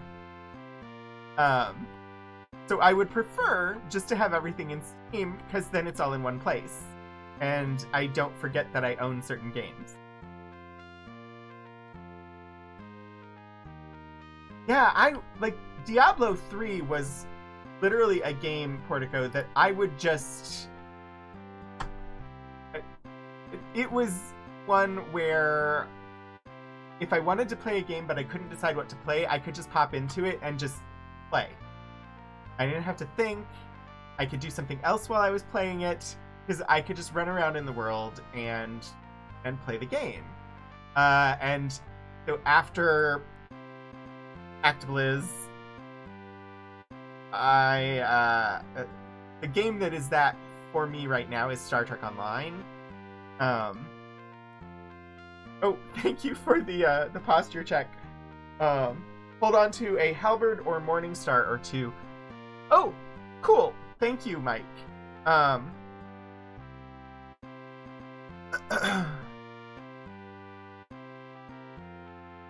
I'm gonna sell some stuff now.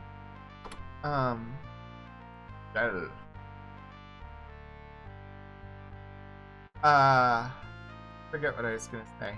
Doesn't matter.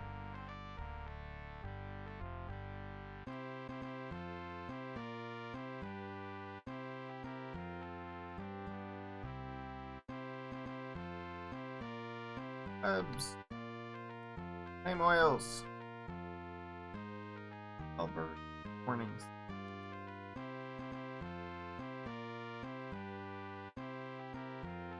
Morning Star.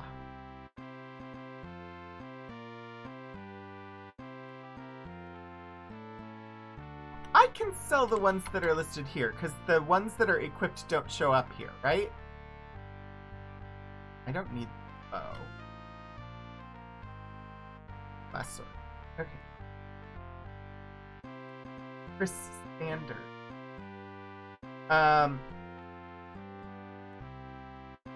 What did Chris Sanders direct? Is this related to the Lilo and Stitch, or is this something else? Because my brain does not know the name. Yes, okay. Yeah, it's honestly, it is one of my favorite Disney films, and I loved the previews. They also did How to Train Your Dragon.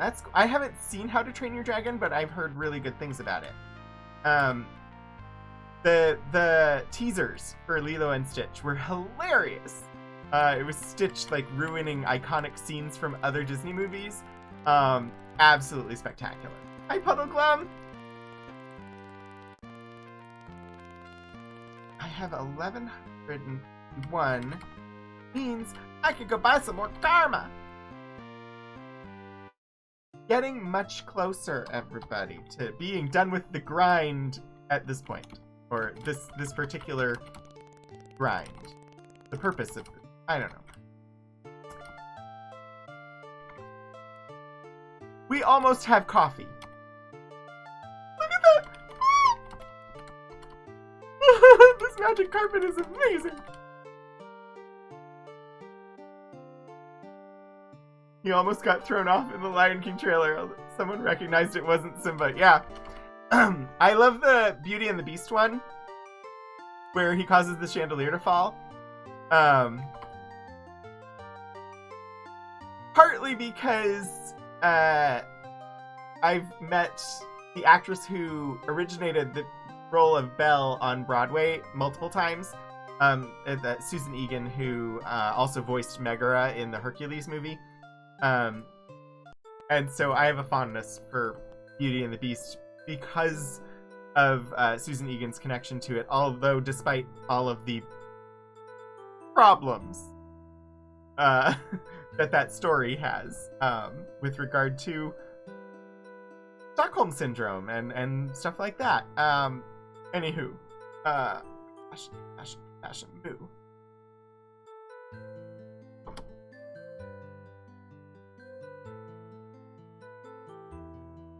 But honestly, oh, dang it! Can I go back in, or do I have to wait? Oh man.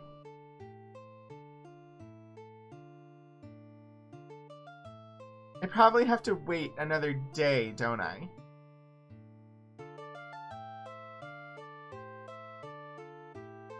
I was trying to type 11.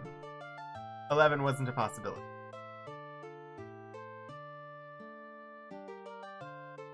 It's okay. It's totally fine. Not too big a deal. Just hole up and camp. Oh, exit the carpet. Pull up. 9 hours. Yes, set a watch. Hey. I think my favorite. So for like Lilo and Stitch is one of my favorites. I really like Mulan. Although today I know more and understand that it is problematic for its own reasons. I think my favorite Disney movie is Encanto. It's amazing. If you've not seen Encanto, I highly recommend that you do see Encanto, because it is spectacular and well worth a watch. 18 hours? Is that not? That's probably not enough. Mulan was also done at the Florida studio before Lilo and Stitch. I don't pay attention to those types of details, so I didn't know that. That's interesting. I'm more likely to recognize when they put little like Easter eggs, like voices or actors or something like that, into something like what is the movie?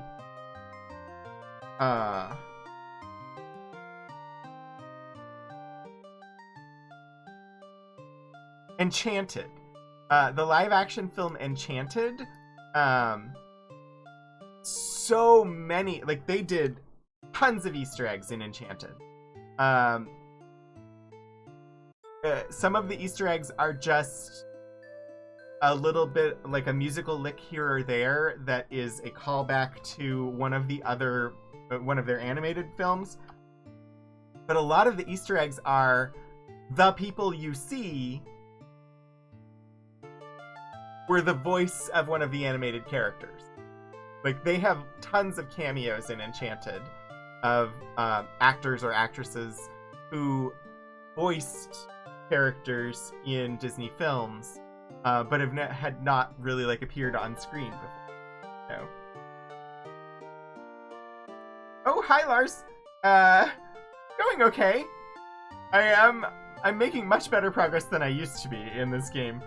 Oh, Key Squared, thank you for coming by. Have fun in your game. Favorite Sleeping Beauty has been your favorite for years. Yes, we are outside Cove. I, was passing a little bit of time so I could come back in here and buy some more karma. Right now, karma is our major blockage. I need the dungeon words of power, and the people who I can get them from will not talk to me because my karma is not high enough. So I've been grinding gold to buy karma with.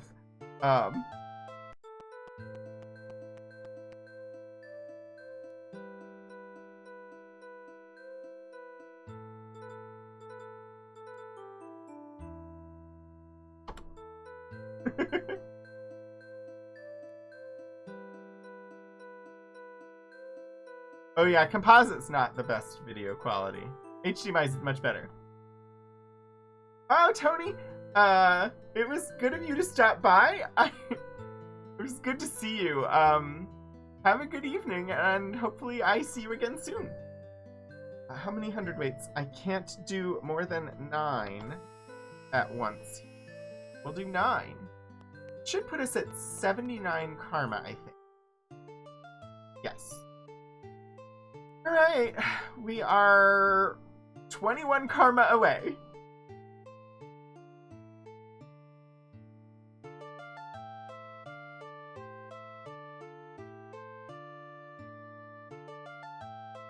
I think. Back to Britain. Oh, this is dangerous. 75 is probably enough for anything I might need. Well, I'm going back to Britain, and we'll see if Amon will talk to us now.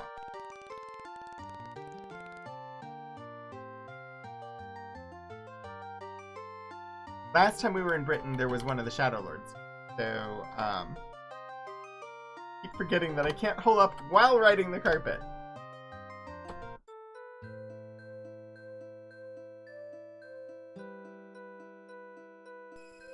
Ooh, apparition! Hail, Aokon! For thy valiant deeds I shall reward thee! Thou art now level 6, and quicker.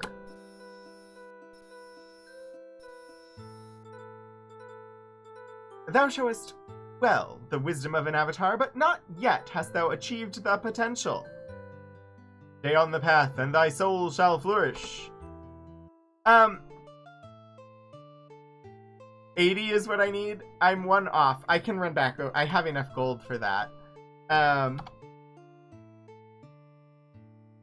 So, you don't necessarily have to achieve avatarhood in Ultima 5. You start out as the avatar. The problem is you start out very low on resources. And so I started out. Oh, I have to pass more time before I can do this, though.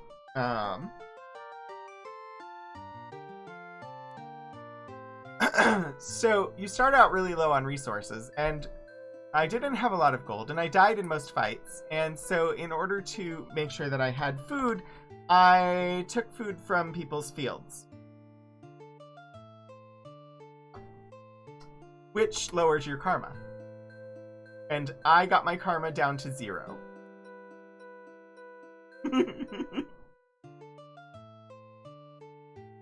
So, it was early game resource stuff that lowered my karma to 0. And the karma mechanic, like the fact that I can click in here and I know my karma is 79, is in the game, but nowhere does the game tell you how to check it. That is something that I got from the wiki, I think. They are the same mantras, so if you have your notes from Ultima 4, you can totally use your notes from Ultima 4.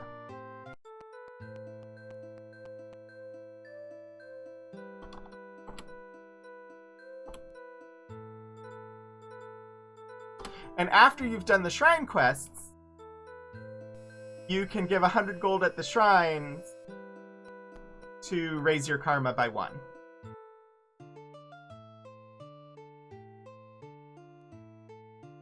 But as far as I know, you can only do that once per day. Like, you have to wait a day before you can do it again. Which is why I was camping.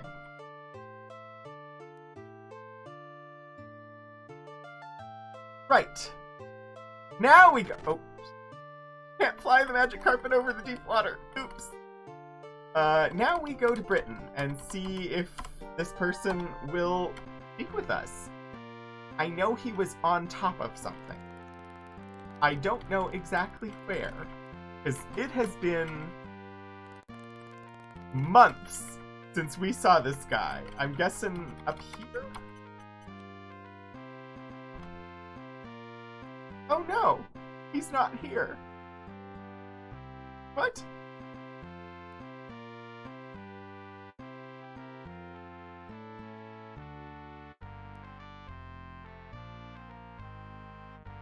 Did I not even take no? Raise my virtue to ask Anon in Britain about evils. Ah. I just have noted that he's in Britain.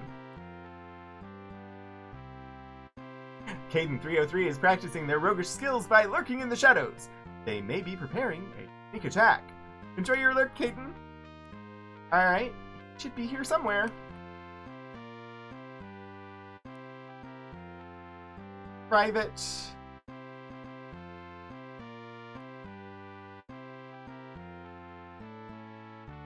Chambers of the Master.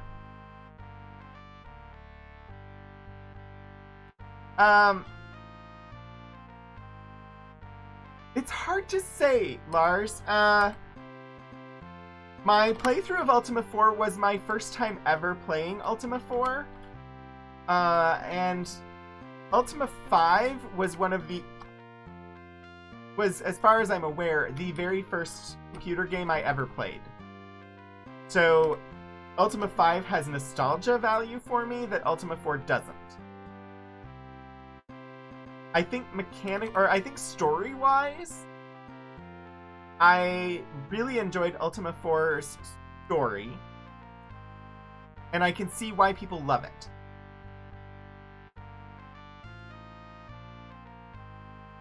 Ultima 5, I love because it is pure video game nostalgia for me. So I'm not sure I could pick between the two.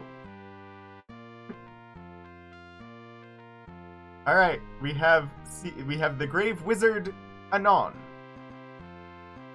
Greetings, Aokon. Else? I know merely one of these words. Dost thou wish to know it? Yes. The word is... arise. No. That's not what the word is. The word is...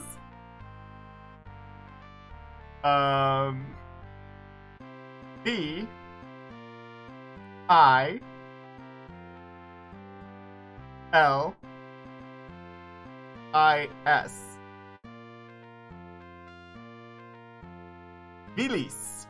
And remember, it can be used to open the dungeon Despy. Caden 303 has struck from the shadows and landed a critical hit! Great job on your stealthing. Welcome back. 4 was your first Ultima on the Sega Master System. Then you bought Ultima 5 for the Amiga 500. I played Ultima 5 on a desktop computer. It was in a corner of our living room. We had, like, you entered our house and there was a staircase directly in front that went down from the landing to the lower floor, and a staircase to the right that went up from the landing to the upper floor. And the staircase that went up went into the living room. And there was a bay window and a large space. The computer was on the wall next to the railing that kept people from falling into the staircase. And it was a freaking old computer, but it was brand new back then. And we used to play things like,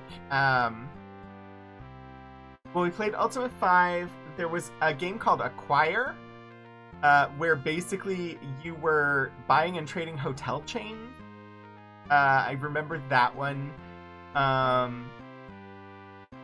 We also had the original Duke Nukem, the 2D platformer, Duke Nukem. What other games? I don't really remember everything else that we had. I know my dad had the Leisure Suit Larry games, but we were too young, so we weren't allowed to play those.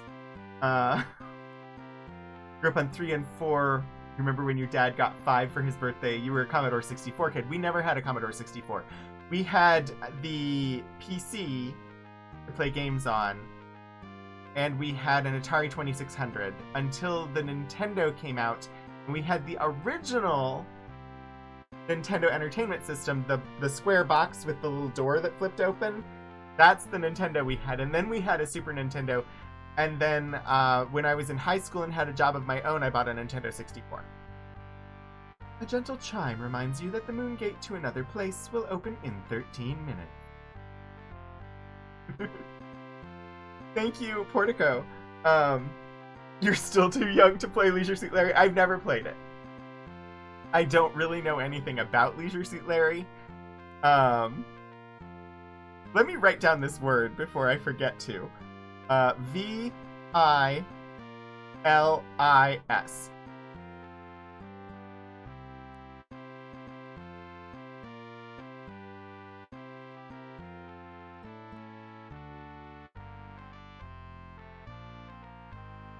Spies is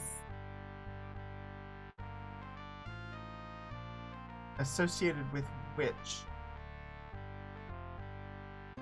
Is it compassion?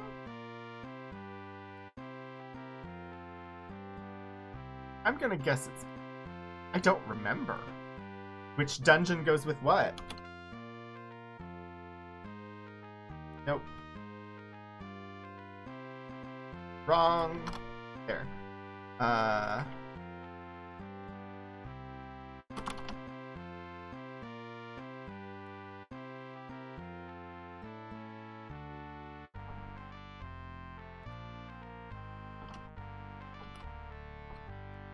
Yes, despise is anti-compassion. Thank you.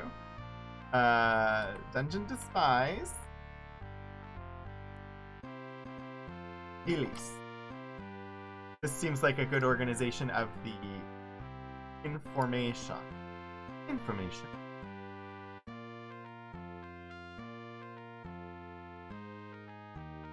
It's the easiest dungeon in the game! I don't know how to get into the Dungeon Despise. The daughter of another council member works as a sailmaker. Ask the child about her mother, for she too knows one of the words of power!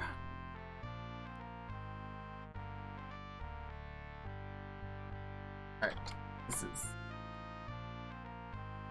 from Anon, the daughter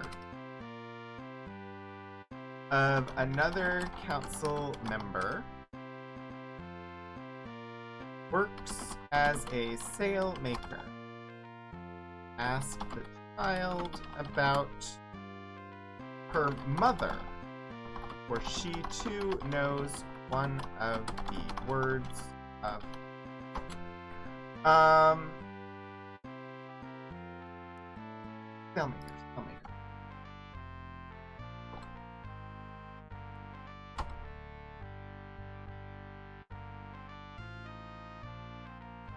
Those sails for Captain Bly.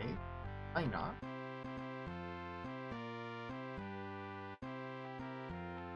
ISO sails. Small, thin, and tattered child. Fiona is her mother. Minoc. Rue.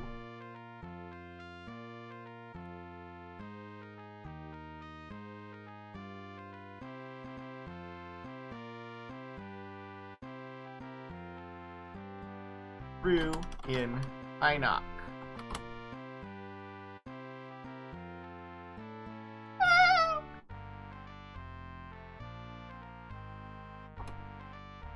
We're making progress! So it seemed to me, because I did, like I said, last week, after the stream, I did a quick check of a walkthrough. There aren't really walkthroughs in the game. Like, not like walkthroughs like we're familiar with, like step-by-step walkthroughs. But I did a quick check because I had no idea where to look for the words of power. And that was how I knew that I needed to talk to Anon, which meant I needed to get the karma up. And it indicated that getting to the first dungeon, you got to it by going in the whirlpool and then coming back out the dungeon. I'm not sure if that's accurate, but we may try that next week. For now, I'm going to see if I can fly up to Minoc and get this second word of power. Why not?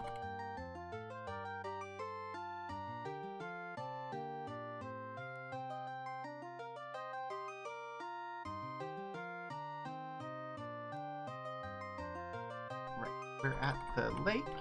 Don't fly over the deep waters. Continue.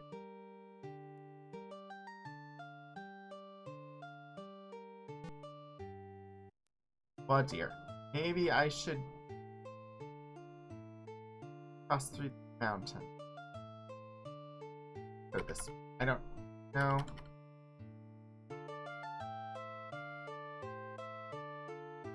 Here. I mean, I guess here.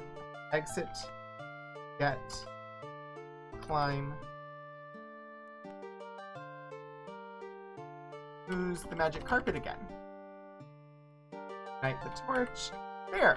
I'm getting it! I'm getting it! The whirlpool is one way. You can find another boat down there that sank, but you need the words of power to enter the dungeons from underneath, too. Gotcha. I think I'd rather just find the entrance and enter from the top. And I presume that the entrance to the dungeon Despise will be somewhere near Britain. One thing about the magic carpet is I don't want to get into a battle while I'm over swamp.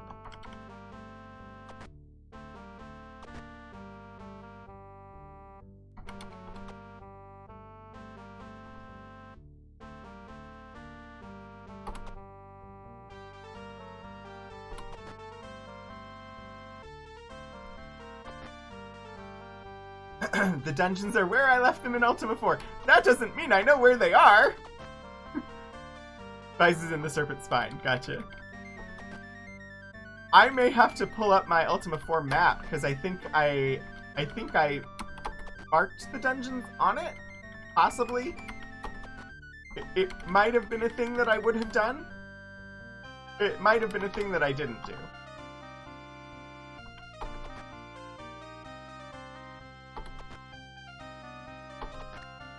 Oh, come on, hit the thing. Search. Search.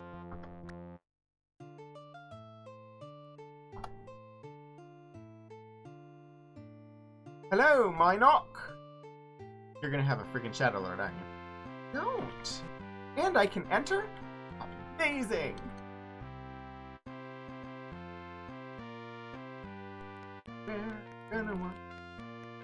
Alright. Let us exit, get, save, and pass time. I think Rue is this one? Alright, we're supposed to ask this little child about their mother.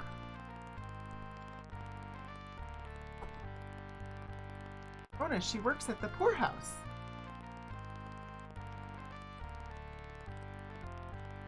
Oh. I need to go to the poorhouse and talk to Fiona to get the word, though.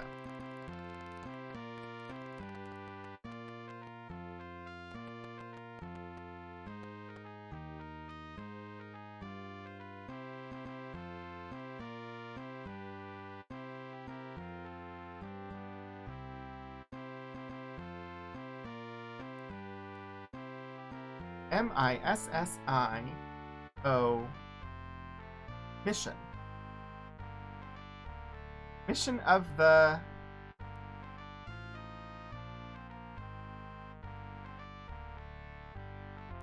helpless. It's the poorhouse. No. Portico, we can't feed the child. Oh, it was the right person. It was the right character, but the clue the game gave us was talk to the child and ask her about her mother. Because it's her mother we actually need to talk to. Her mother is the council member. And we need to speak with the council member to get the word. You see a mystical woman dressed in meager clothes. I'm Fiona. I run the poorhouse.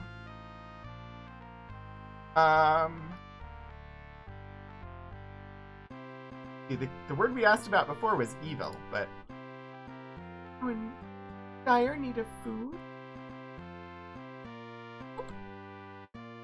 Word. Power. Dungeon. I don't know what word to ask her. The daughter of another council member works as a sailmaker. Ask the child about her mother, for she too knows one of the words of power.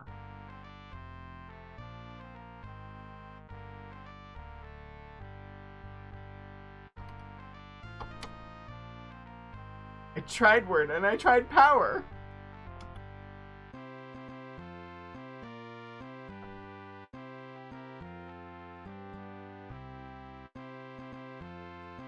Ah, what makes thee think I know that what makes thee think that I know? Anon told me. Yes, I did once serve on the Great Council. What is thy name? A pleasure. Thou must be the avatar of legends past. What knowledge dost thou seek from me? Dang it!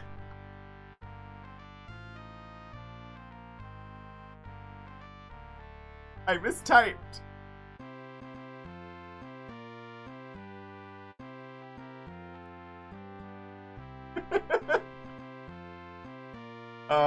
Word of power. The word of power to open the dungeon of Covetous is A B I B U S Avidus.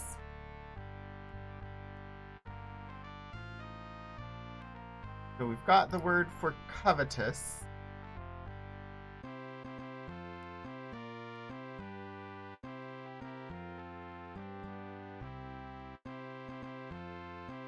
AVI S.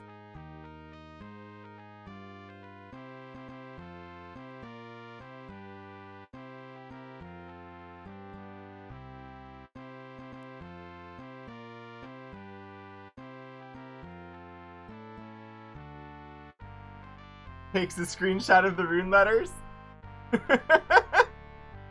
I mean, if it doesn't work when we get there, I will check the wiki, which will tell me what it actually is. But I'm fairly certain it's Avidus. The only other option for what it would be, based on the runic language as we are aware of it, is and I don't think that this is it. So the D, the fourth letter there, that is the sort of the X with the two bars. That should be D. The only other letter that it looks similar to is the letter for ST, but I believe that that looks completely different when it shows it on screen. It's Avidus. Okay, yeah. But she doesn't tell me who the next person is. So that gives us two. We have the words for despise and covetous. Good luck. All right. Ah!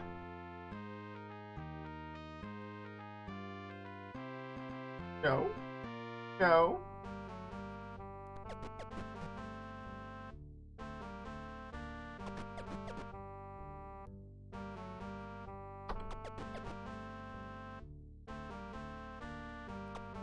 I'm gonna die.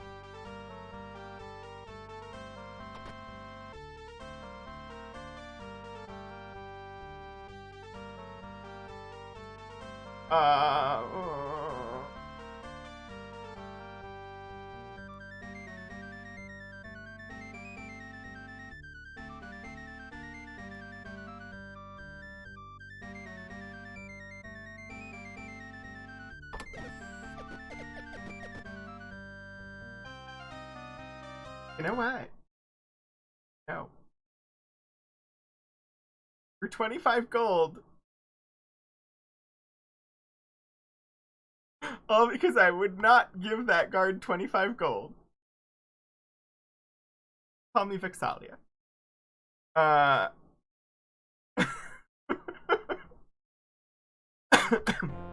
Reload. It's okay, we just have the conversation we have to redo. That's it.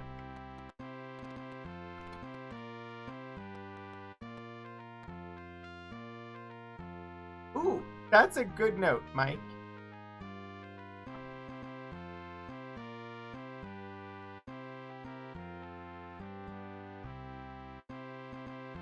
Who are you?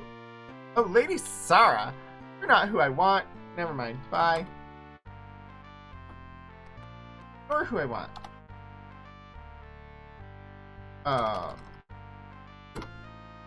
Council. Non.